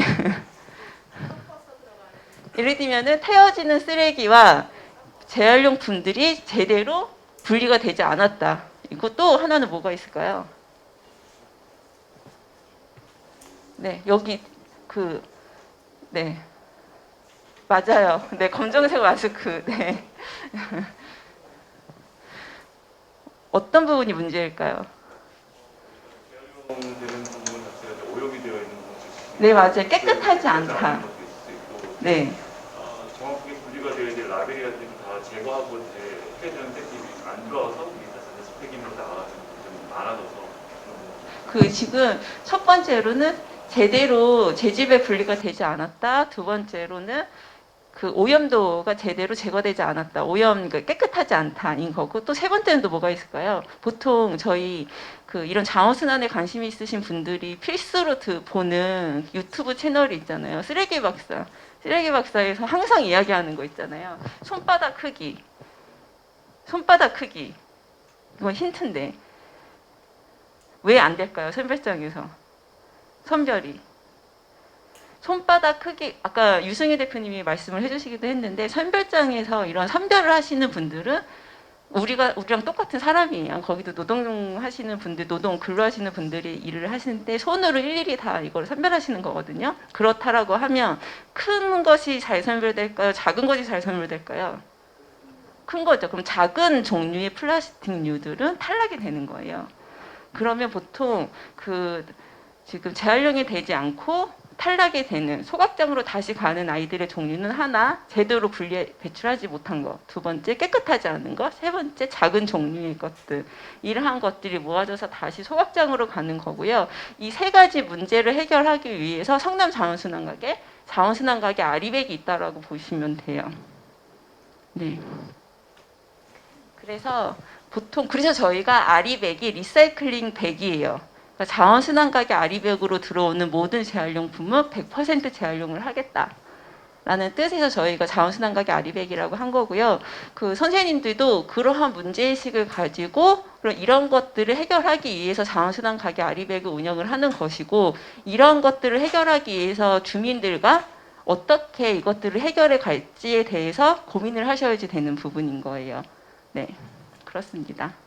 그래서 지금 제가 처음에 그 생활 쓰레기를 관리해서 재활용률을 높여야 된다라고 했을 때 그 첫 번째가 지금 대표님께서 말씀해 주신 것처럼 이산화탄소, 온실가스 관리하기 위해서 저희가 이것을 시작을 한 거고요. 그래서 저희는 그 보통 우리가 배출하는 재활용품들의 종류들이 있잖아요. 혹시 다 아시나요? 네? 다 아실까요? 보통 그래서 사람들은 우리는 일상에서 쉽게 막 배출을 해요. 그런데 그 종류를 잘 몰라요. 그러니까 어떠한 종류들을 재활용품으로 배출하고 있는지를 우리가 제대로 인식을 하지 못하고 그냥 우리는 재활용을 잘하고 있고 제대로 분리배출하고 있어라고 인식을 하거든요. 말을 하고. 그렇지만 실상 우리가 시민들과 만나고 그다음에 학생들하고도 만나면 이것들을 어떻게 배출해야 되는지 제대로 말하고 행동으로 옮길 수 있는 사람은 많지가 않은 거예요. 그래서 저도 여러분한테 질문을 하면 우리가 그럼 어떠한 종류를 재지별로 배출하고 있을까요? 센터장님. 네. 맨 앞에 앉는 관계로 또 저랑 눈도 많이 마주치고. 네. 저희가 분리배출할 때는 크게 4가지로 분류를 하고 있습니다. 이번에 수학 패턴적인 질문을 하긴 했지만 유럽에서는 그게 많게는 40가지. 그게 아니라 유럽의 얘기를 하지 마시고요. 광주에서 선생님이 어떻게 배출을 하고 있는지를 얘기하시면 됩니다. 4가지죠. 네. 네. 네. 네. 네. 혹시 여기에 더 추가해 주실 분들이 있을까요? 병도 있어요. 네. 공병도 있고 잡병류도 있고 또 뭐가 있을까요? 네? 캔이요? 맞아요. 네. 제가 이 얘기를 하는 이유는 이러한 것들을 자원순환가게 아리백에서 수집을 하고, 그리고 이 우리가 배출하는 품목 중에서 순환성이 높은 것과 순환성이 낮은 게 있어요. 그리고 순환성이 높다라고 하는 거는 좀 기후위기를 일으키는 요인이 좀 적은 거고, 순환성이 낮은 것. 우리가 순환성이 낮다라는 건 한 번 쓰고 버린다라는 의미이기도 하거든요. 그런 것들은 좀 기후 위기를 일으키는 주범이라고 볼 수가 있는 거거든요. 그러면 우리가 제출하는 종류 중에 순환성이 낮고 기후 위기를 일으키는 기후 위기의 원인이 되는 그게 어떠한 재질이라고 보세요? 아니요, 그 뒤에요. 네, 너무 좋죠. 네. 맞아요. 네, 맞아요. 플라스틱하고 비닐이 제일 좀 높아요. 일으키는. 예를 들면 제가 말씀드리면 그 지금 보시면 아시겠지만 지금 폐기물 반입 그 재질 중에 폐플라스틱이 23.7%인데 온실가스의 폐플라스틱 기여도는 92%인 거예요. 그리고 이러한 비율들은 코로나를 거치면서 더 증가를 했겠죠. 그리고 지금 보면 선생님들이 제가 이제는 끝에 좀 추가적으로 말씀을 드릴 건데, 요즘에는 탄소 중립, 우리가 얼마큼의 탄소를 발생시키는지도 엄청 중요하잖아요. 그러면 우리가 쓰는 이러한 물품들이 어느 정도의 탄소를 발생시키고 있는지를 좀 생각을 하시면서 좀 하시면 되게 도움이 되는데, 그리고 근데 저희가 탄소를 얼마큼의 계산하는지는 약간 상대적인 약간 근거에 따라서 좀 다를 수가 있는데, 성남시 같은 경우에는 폐플라스틱 1kg 있잖아요. 1kg이 2.764kg의 온실가스를 발생시킨다라고 하는 수치를 저희가 연구소로부터 받았어요. 그러면 다른 예를 들면 나무나 병이나 그런 것들 있잖아요. 순환성이 높은 것들은 1점 몇 프로, 0점 몇 프로밖에 안 되는 거예요.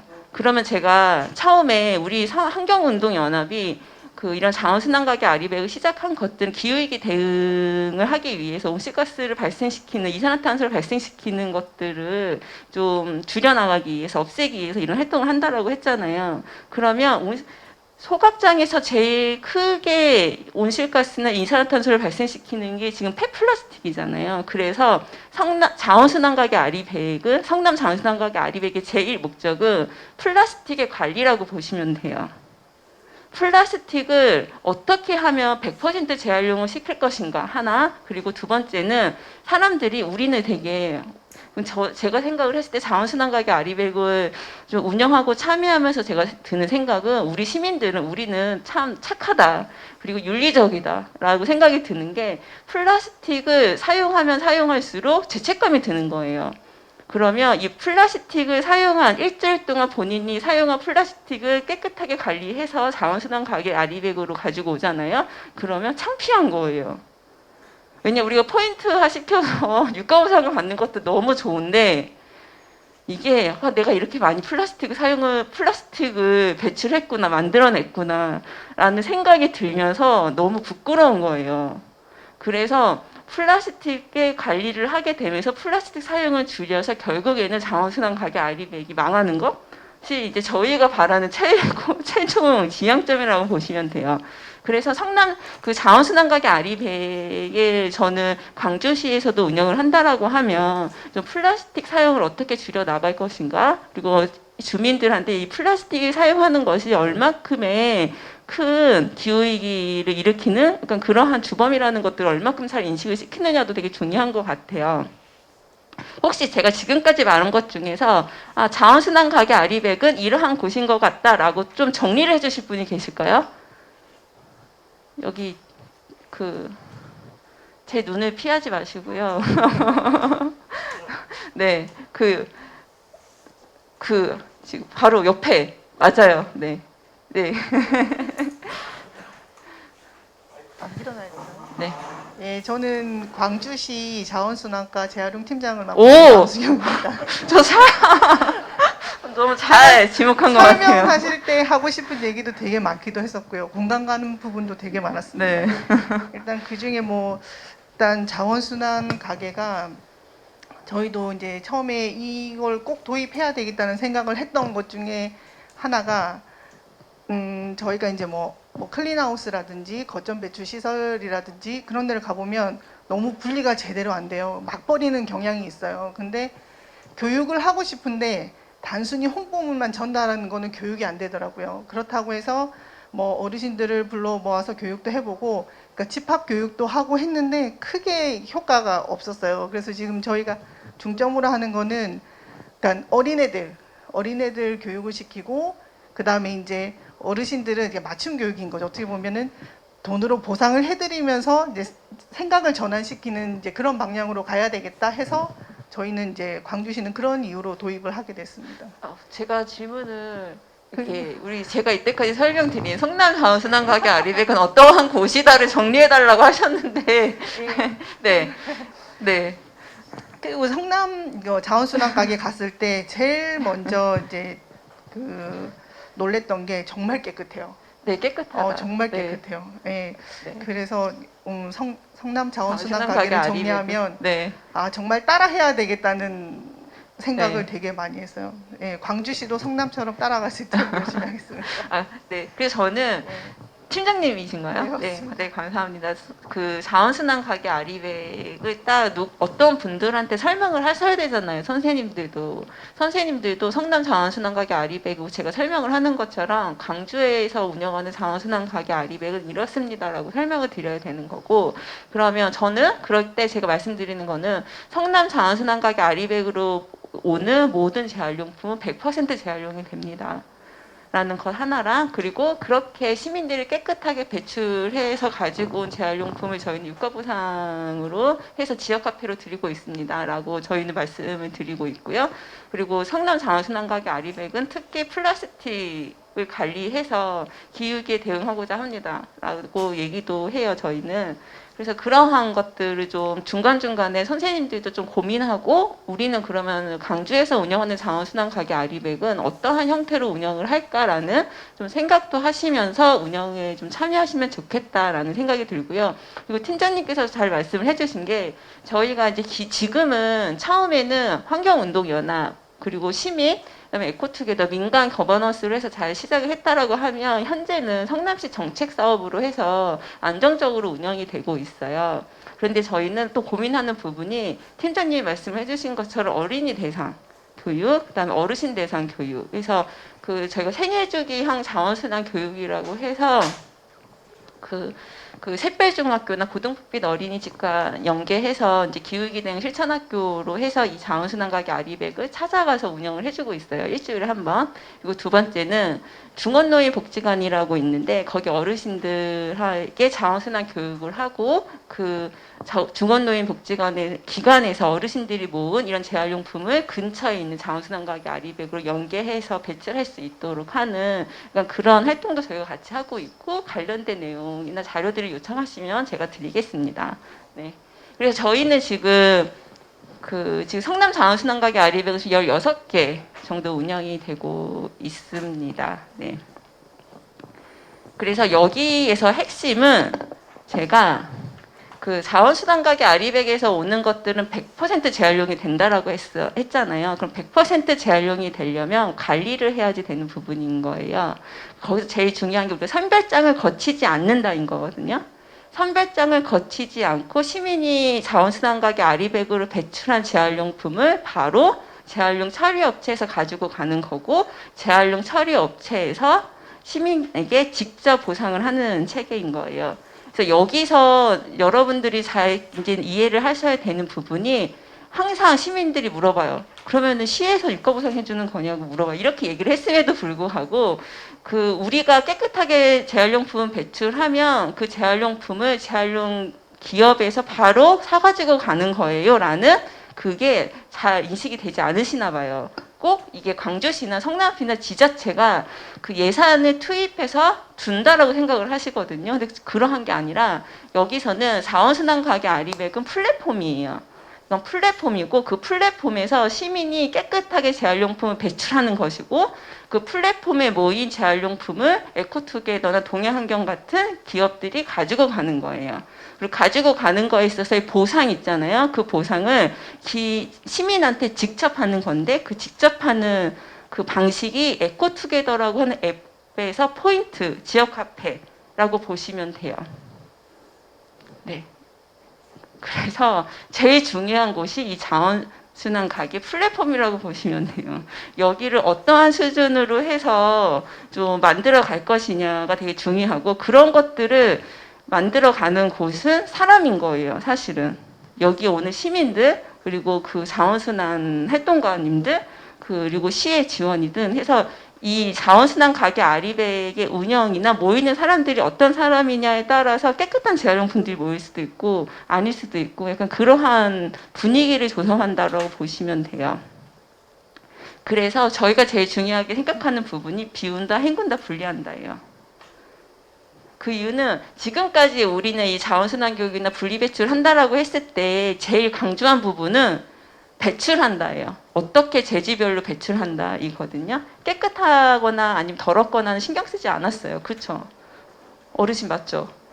사장 제가 네. 그래서 근데 우리는 이제 다 알아버린 거예요. 깨끗하게 배출하지 않으면 재지별로 아무리 분리배출을 잘해도 다 소각되어진다라는 걸 알았잖아요. 그래서 그 깨끗하다라고 하는 수준을 어떻게 만들어 갈 것이냐가 되게 중요한 거예요. 예를 들면 여기에 만약 10분, 15분이 계시잖아요. 그럼 15분이 생각하는 깨끗하다가 다 달라요. 어떤 분은 만약 일회용 그 도시락을 저희가 이제는 그 주문해서 먹었잖아요. 그리고 나 그거를 배출을 해요. 어떠한 분은 그냥 깨끗하게 먹었어 라고 끝인 분들이 있고 어떤 분은 그냥 종이 휴지로 한번 닦아내시는 분들이 있고 어떤 분은 그냥 물로만 헹구는 분들이 있고 또 어떤 분들은 그거를 그 기름기 있잖아요. 기름기를 다 없애는 분들도 있어요. 그럼 이 4단계의 깨끗함이 있잖아요. 그럼 그 깨끗하라고 하는 기준을 어떠한 기준으로 갈 것이냐. 그건 누가 만들까요? 네. 누가 만들까요? 대표님. 자활센터에서 약간 이것과 관련돼서 크게 관련이 있다고 제가 아까 설명할 때 들었는데 그건 누가 만들어 나갈까요? 근데 그게 네. 기름기 이런 게 완전 뽀득뽀득 소리가 나야 되는 기준이라면 그 기준을 해갖고 아니말로 우리 KS 마크 있듯이 그렇게 기준을 정하면 되지 않을까요? 네, 근데 이게 그러한 과정들을 이제는 어쨌든 동네에서 마을에서 하는 거잖아요. 그럼 마을에서 한다라고 하면 같이 상호 협의하에 동의하에 조금씩 이걸 변화해 가는 거지. 이렇게 하면 안 받아요. 그냥 리젝트를 하거나 그러면 치사해서 안 하고 여기만 배출할 수 있는 곳은 아니잖아라고 할 거잖아요. 그러니까 그러한 문화를 조성해 가는 것이 사람인 거고 그러한 것들을 신경을 쓰셔야지 된다라는 거예요. 되게 중요하게. 그래야지 지속 가능하게 오래 갈 수가 있어요. 그래서 저가 항상 생각을 하는 게 이게 일자리 창출과 연계되는 부분도 되게 중요하고 또 하나는 배출자와 관리자가 같은 마을 사람들이었으면 좋겠다라는 것도 전 중요하게 생각을 하거든요. 그냥 배출자하고 관리자가 약간 역할이 너무 정해진 대로 구분이 돼버리잖아요. 그러면 이게 우리의 일인가라는 생각이 들기도 해요. 그래서 저는 좀 배출자와 관리자가 좀 동일인이 상황에서 확장해가는 약간 그런 형태면 좋겠다라는 생각이 들고요. 그래서 그 깨끗하다라고 하는 기준을 만들어가는 것을 해야지 된다라는 거예요. 비운다, 헹군다, 분리한다, 대지별로 배출한다라고 했을 때 처음에 그 자원순환가게 아리백으로 할 때 첫 관문이 얼마큼 깨끗한가라는 거예요. 깨끗하다라고 하는. 왜냐하면 자원순환가게 아리백이 지금 여기서는 어떠한 형태로 운영이 되는지를 제가 아직은 답을 못 들어서 모르겠지만 자원순환가게 아리백의 제일 원칙은 그 공간이 깨끗하다예요. 보통 우리가 클린하우스나 쓰레기를 배출한다라고 했을 때 편견 이미지가 있어요. 어떤가요?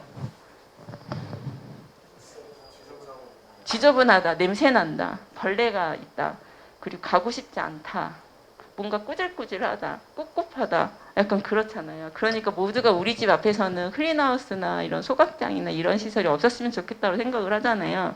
근데 자원순환가게 아리백은 자원이 모이는 곳이다, 깨끗하다, 그리고 우리 집 옆에 있어도 된다, 우리 집 마당에서 해도 된다라는 인식을 줄 수 있어야지 되거든요. 그래서 자원순환가게 아리백은 당일 배출, 당일 수거 원칙이에요. 그러니까 우리가 모아놨잖아요. 그럼 그런 것들을 에코투게더나 동해환경이 바로 가져갈 수 있게 하는 게 저희가 이제 그런 방향으로 가고자 하는 그러고요. 그래서 보통 보면은 시민들이 깨끗하게 가지고 오면 분리배출대가 있잖아요. 그 분리배출대에 재지별로 주민들이 직접 배출해요. 우리가 도와주진 않아요. 그래서 지금 견학을 오신 분들이 있을 건데 만약에 자원순환가게 아리백으로 가잖아요. 그러면 깨끗하게 재활용품을 가지고 와요. 그러면 재질별로 예를 들면 플라스틱의 종류들이 있어요. 혹시 아시나요? 이거 너무 고난이도인가요? 플라스틱의 재질 보지 마시고 딱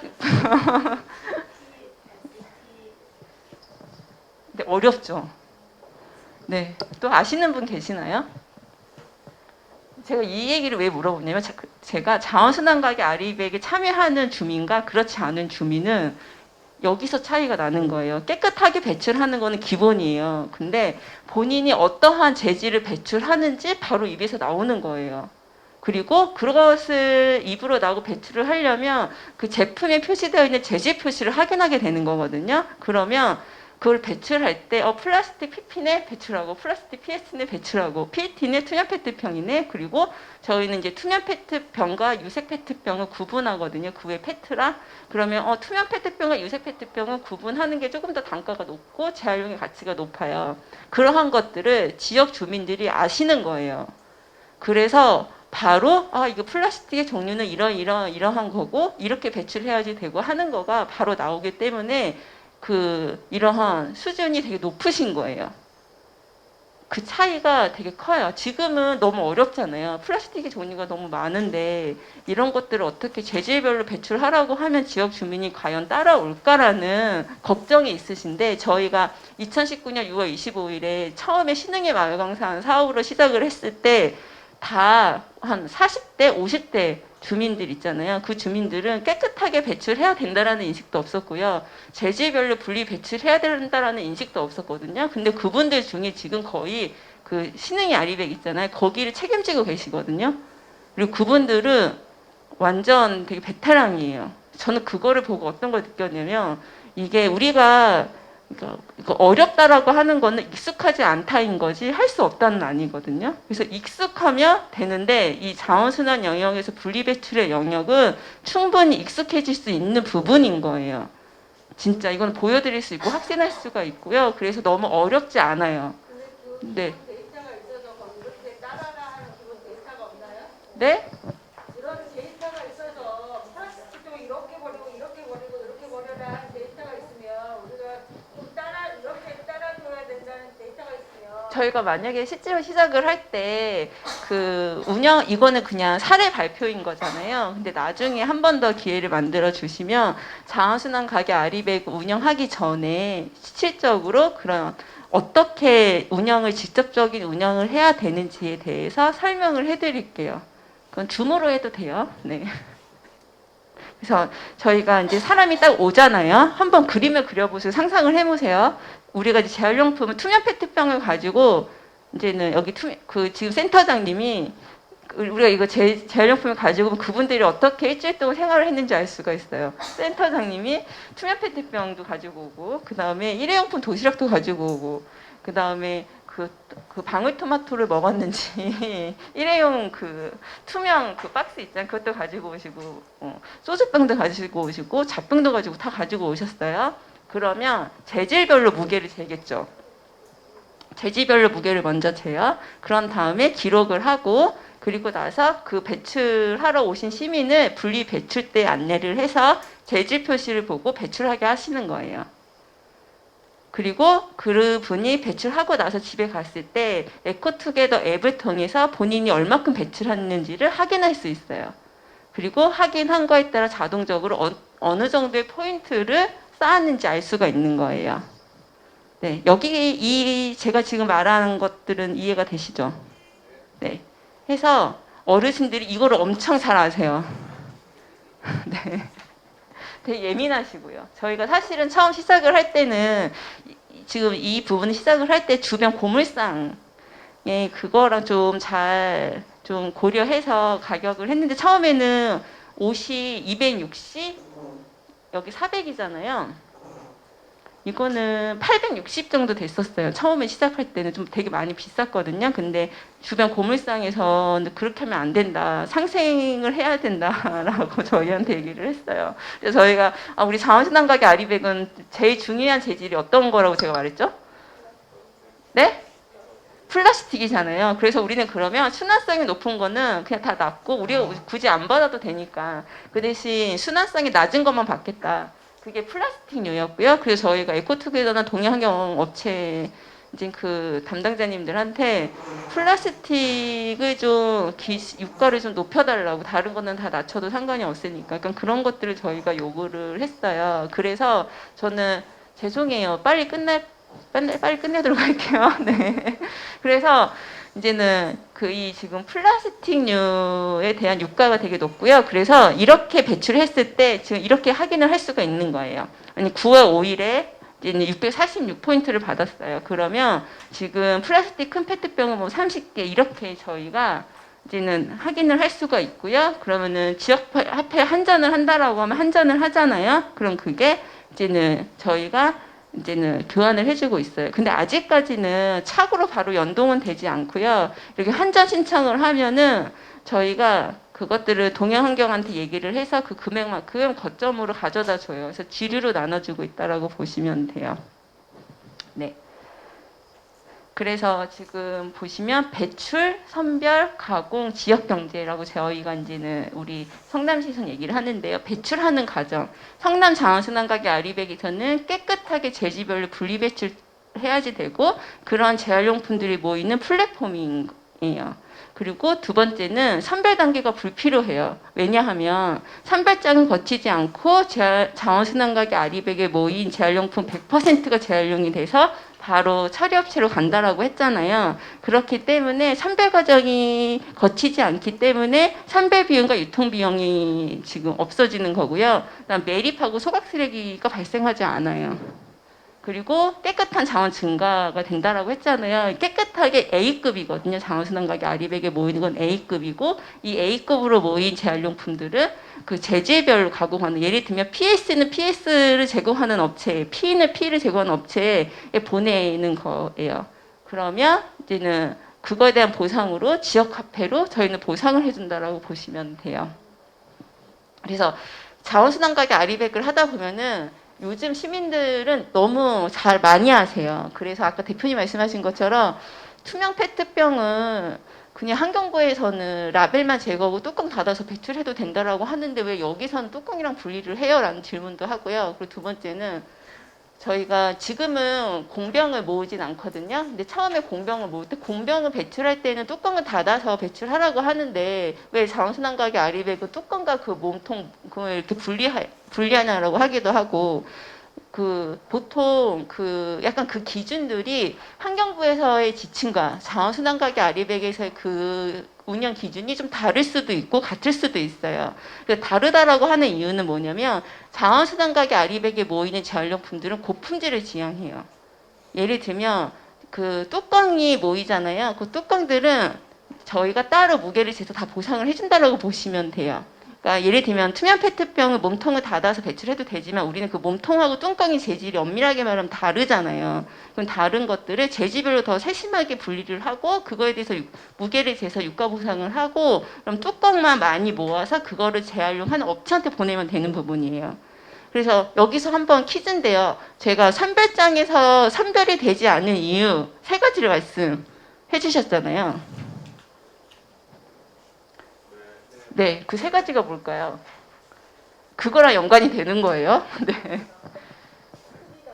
크기가 작은 거, 그거는 플라스틱 뚜껑들인 거잖아요. 그래서 저희는 그 작은 플라스틱류에 재질 표시만 있으면 받는다예요. 근데 재질 표시가 없는 것들은 받지 않아요. 그 이유는 우리가 이것들이 플라스틱이 재활용이 되려면 이것들이 어떠한 재질로 만들어졌는지를 알아야 되잖아요. 근데 우리가 알 수 있는 방법이 그 재질 표시인 거예요.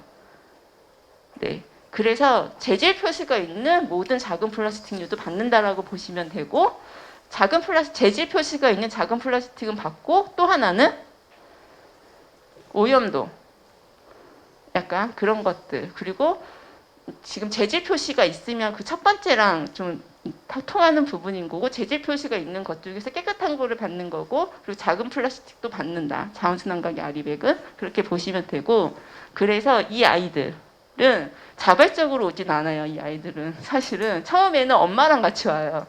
그렇지만 나중에는 엄마를 알려줘요. 왜냐하면 아이들이 눈이 더 좋잖아요.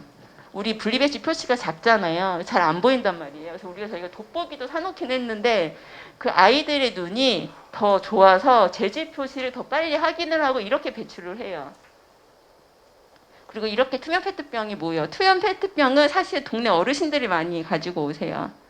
그래서 그 투명 페트병이 모이는 거고 그리고 자원순환 가게 아리백에 오시는 시민들 그리고 자원순환 가게 아리백으로 깨끗하게 재활용품을 가지고 오시는 분들은 자원순환에 대한 수준이 되게 높으신 분들이거든요. 그래서 그분들과 함께 우산수리점도 같이 운영을 해요. 사령품도 운영을 하고 그래서 단순하게 처음 1단계는 시민들에게 깨끗하게 재질 표시가 있는 재활용품을 가지고 오시라는 것. 그리고 두 번째는 거기서 조금 더 나아가면 이러한 우산수리점이나 재활용 바느질이나 이런 제로웨이스트 문화를 확산시킬 수 있는 프로그램들을 같이 운영하는 것. 그러니까 이렇게 연계돼서 하시면 되게 좋겠다라는 생각이 들어요. 네. 그래서 아까 시장님이 클린하우스 얘기를 했잖아요. 클린하우스는 우리 동네에 없어져야 되는 곳이라고 다들 생각을 하는데 이 클린하우스였던 곳이 지금 이렇게 바뀌는 거예요. 제가 이 동네에 처음 시작을 할 때 그러한 문제 제기를 하신 분들이 많았어요. 클린하우스는 없어졌지만 클린하우스가 있던 그 공간은 사람들이 공공연하게 폐기물을 배출하는 장소였던 거예요. 그래서 사람들이 그게 우리는 불법 투기물이거든요. 사실은 성남시에는 문전 배출로 다 바뀌었잖아요. 그리고 그 문전 배출한 재활용품들을 제대로 잘 수거를 한단 말이에요. 그럼에도 불구하고 과거에 클린하우스를 운영했던 그 곳에 계속 배출하는 거예요. 저희가 이것들을 이제 아리백으로 옮겼어도 계속 배출하는 거죠. 그래서 저희가 그걸 하지 못하게 했거든요. 그래서 동네 지역 주민들이 그러면 문전 배출해도 성남시에서 수거를 안 해간다라는 이야기를 엄청 하는 거예요. 그래서 제가 사실은 그 동네를 돌아다녀 봤거든요. 진짜 그런가 안 그런가? 근데 골목이 되게 좁은데 그 집 맘마 치우지 않을 리가 없잖아요. 다른 문전 앞은 다른 그 곳은 다 깨끗했는데 그렇게 문제 제기하신 분만 이게 거기가 안 치웠던 거거든요. 그 이유는 무엇일까요? 우리가 어떤 걸 안 지켰기 때문에 그분들은 계속 문제 제기를 한 거예요. 왜 우리 집 앞에 있는 쓰레기만 안 치워간다라고. 네? 아니에요. 우리 성남시에서 그 업체는 분리수거를 잘 안 해도 있잖아. 잘 치워가세요. 이유가 뭘까요? 아니에요. 그것도 아니에요. 깨끗하지 않아서도 아니에요. 시간을 안 지켰기 때문이에요. 이게 분리배출, 이게 문전 배출을 해야 되는 시간이 있잖아요. 그러면 그 시간에 안 내놓기 때문에 그런 거예요. 그래서 약간 시간 타이밍이 안 맞으면 이틀이 앞에 있을 수도 있고 하루가 앞에 있을 수도 있잖아요. 그러면 그렇게 이제는 그런 것들이 있으면 거기에 쓰레기가 쌓이게 되어 있어요. 그렇게 배출해도 되나 보다 하고 옆집에서도 배출할 수도 있고 그쪽으로. 그래서 저는 이러한 경우에는 지역 주민들한테 배출하는 시간 있잖아요. 그것도 제대로 알려야 되는 것도 되게 중요하다는 거예요. 그래서 그 지역 주민이 안 치운다 뭐라고 할 때 당당하게 한번 아니다 잘 수거해 가는데 배출하는 시간을 지키서냐라고 꼭 확인을 하시거나 뭔가 그 시민이 제대로 배출하지 않고 있다라는 것도 알려줄 필요가 있다라는 생각이 들거든요. 그래서 저희가 이렇게 해서 변화가 됐고요. 네. 그거 같은 경우는 저희 마을이 하고 있어요. 아, 그러세요? 지금 네. 지켜지고 있는데 네. 우리는 현수막을 걸어갖고 네. 저녁 8시부터 배출하고 새벽 6시까지만 배출하고 쓰레기차가 아침에 오면 싹 쓸고 가잖아요. 네. 그러면은 이제 분리수거도 하고 다 집어넣어요. 네, 네. 아예 그 자리를 네. 주차장으로 사용하죠. 네, 잘하시겠어요. 토요일은 이제 배출을 좋으시겠어요. 아예 금지일로 만들어 놓으니까 네. 주말은 이제 또 깨끗하죠. 네, 네. 그렇게 되는 건 돼요. 네. 그래서 이게 그래서 저는 그 폐기물 문제는 관리해야지 되지, 관리하면 해결이 되는 것 같아요. 봤을 때. 그래서 전 되게 어려운 부분은 아니고 하면 된다라고 말씀드리고 싶고요. 제가 처음에는 그 공간이 없어서 이동식 그냥 팝업 스토어처럼 운영하는 시간에만 펼쳤다 접었다 하는 형태로 운영을 했었고요. 두 번째는 고정식 공간을 마련을 해서 저희가 고정적으로 운영을 하기 시작을 했고요. 세 번째, 그러면 우리는 단순하게 분리배출을 잘해서 재활용품이 깨끗하게 모이는 것 이상의 제로웨이스트 문화를 좀 확산시킬 수 있는 방법이 없을까? 지역 주민들과 라는 걸 고민을 하는데, 근데 여기서의 문제는 제로웨이스트가 어렵다인 거예요, 사실은. 깨끗하게 재활용품을 배출하는 것보다 제로웨이스트라는 문화 있잖아요. 제로웨이스트를 설명하는 게 더 어렵더라고요. 저희의 고민은. 도시재생 지역 안에서 활동을 할 때 약간 그런 생각들을 저희는 많이 했어요. 이건 사담이고요. 그래서 이건 사진이 똑같아요. 네. 그래서 지금 보시면 여기가 클린하우스 아까 보여드렸던 그곳이에요. 그 주민이 비 오는 날 투명 페트병을 너무 소중하게 들고서 가는 사진이에요. 처음에 이제는 클린하우스를 없애고 아리백을 짓는다라고 했을 때 민원이 되게 셌던 곳이거든요. 근데 이게 그 클린하우스가 없어지고 이제 아리백이 생겼잖아요. 그 관리가 되는 모습을 보여주면 지역 주민들은 참여하는 거고요.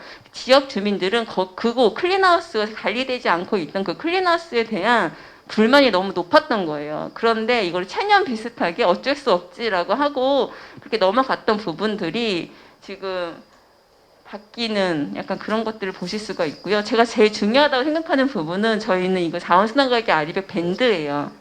그래서 성남 자원순환가게 아리백 운영자 그리고 참여자 이게 저희 자원순환가게 아리백이 멤버십 형태로 운영이 되잖아요. 그럼 그 멤버십을 어떻게 관리 운영할지에 대한 고민도 있으셔야 된다는 부분이에요. 그래서 여기서 이제는 본인들이 좀 잘하고 있는 거 자랑할 수 있게 또 해주고 질문하는 것 그리고 그런 것들에 대한 피드백이 좀 원활하게 진행이 되면 좋겠다라는 생각이고요. 그리고 그래서 저희는 이제 그 성남 자원순환 플랫폼은 성남시 그다음에 그 기업 그다음에 저희 환경단체가 있는데 여기서 저희가 교육과 이제는 뭐 인센티브 약간 이러한 것들이 저희가 맞물려서 운영이 된다라고 보시면 돼요. 네. 제가 이 부분을 좀 강조하고 싶은 게 뭐냐면. 저희가 이제 에코투게더 앱을 통해서 이제는 개인이 그 세대가 배출한 재활용품 배출량을 확인할 수가 있어요.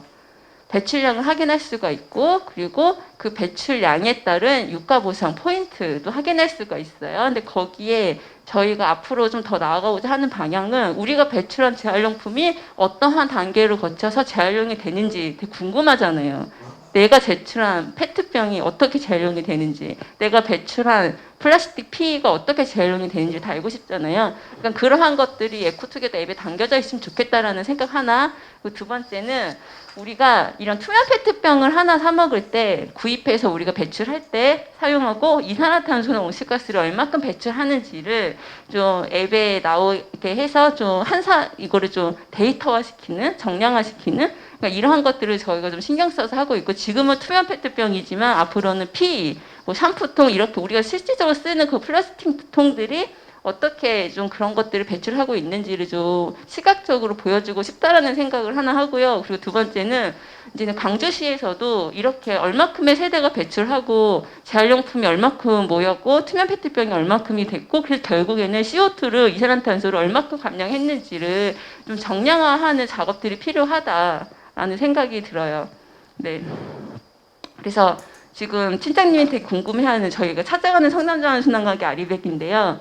저희가 이 고등풀빛 어린이집이에요. 그래서 여기서는 그 아이들한테 다 분리배출 가방을 나눠주고 저희가 수요일마다 운영을 하거든요. 수요일에 아이들이 가지고 와서 이렇게 배출을 해요.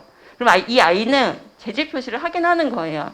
그래서 영어를 아는 친구들은 PS라고 해서 넣기도 하고요. 영어를 모르는 아이들은 같은 그림 찾기로 해서 배출하고 있어요. 이렇게 보시면.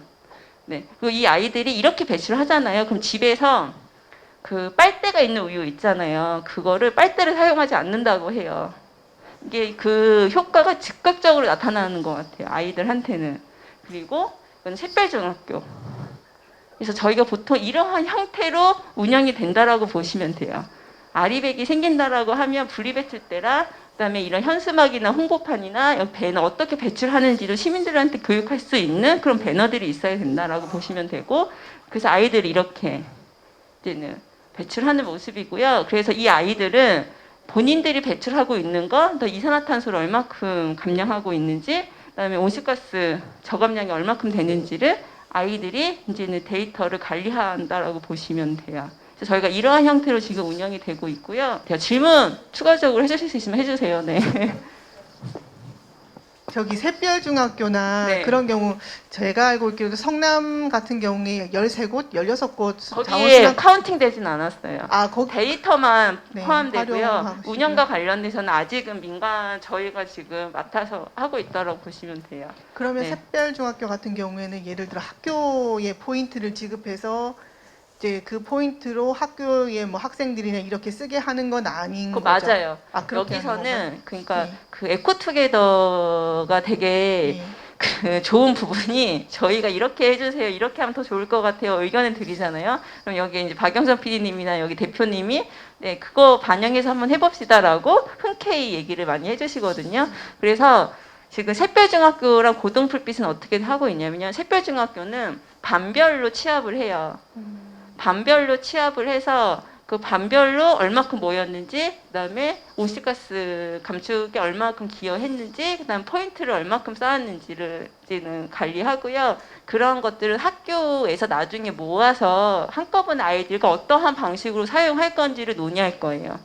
그러면 네. 그 포인트 체크는 누가 하나요? 체크는 이중 체크해요. 사실은 아이들이 체크하고요. 자원순환 활동가들이 체크해요. 그래서 저희는 그 샛별중학교나 고등풋빛 어린이집은 자체적으로 운영할 수 있는 능력을 키워야지 되거든요. 저희가 계속 갈 수는 없으니까. 그래서 지금 처음에는 자원순환 활동가 4명에 그 샛별중학교 자원봉사활동 학생 뭐 4명 이렇게 갔다라고 하면 우리는 2명으로 줄이고 아이들이 4명으로 계속 유지를 할 수 있게 하고, 그러니까 그 아이들이 운영할 수 있게 저희는 그 친구들을 가르쳐 줘야 되는 부분인 거고, 기록하는 거랑 관리하는 거를 아이들이 하게끔 해요. 근데 저희가 혹시 모를 그러한 것들 때문에 저희도 관리를 하는데 이중 관리하고 있다고 보시면 돼요.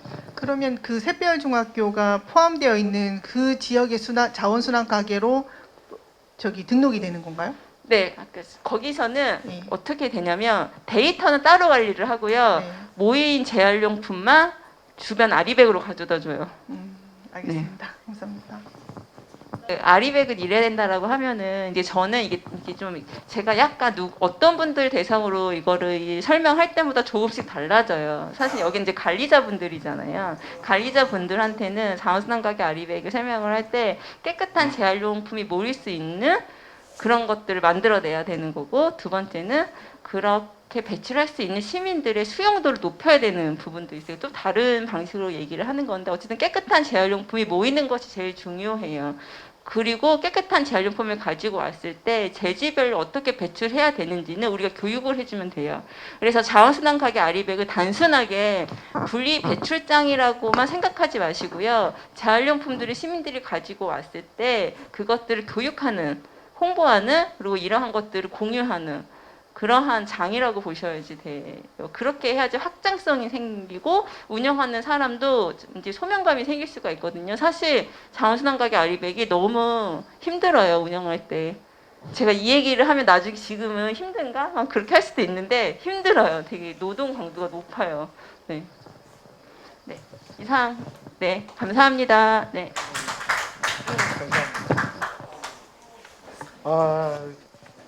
많은 또 질의하고 싶은 내용도 있으실 거고 한데 저희가 계획된 시간이 넘어서 또 마무리하도록 하겠습니다. 최근에 저희가 이상 기온 또 기후 변화에 대해서 체감을 하고 있어요. 하지만 이거를 어디서부터 무엇을 해야 될지 고민을 하고 있었는데 오늘 좋은 강의로 자원순환 가게로 그 시작을 할 수 있다는 것을 배웠던 것 같습니다. 성남 환경운동연합의 이희애 사무국장님께 다시 한번 큰 박수 부탁드리겠습니다.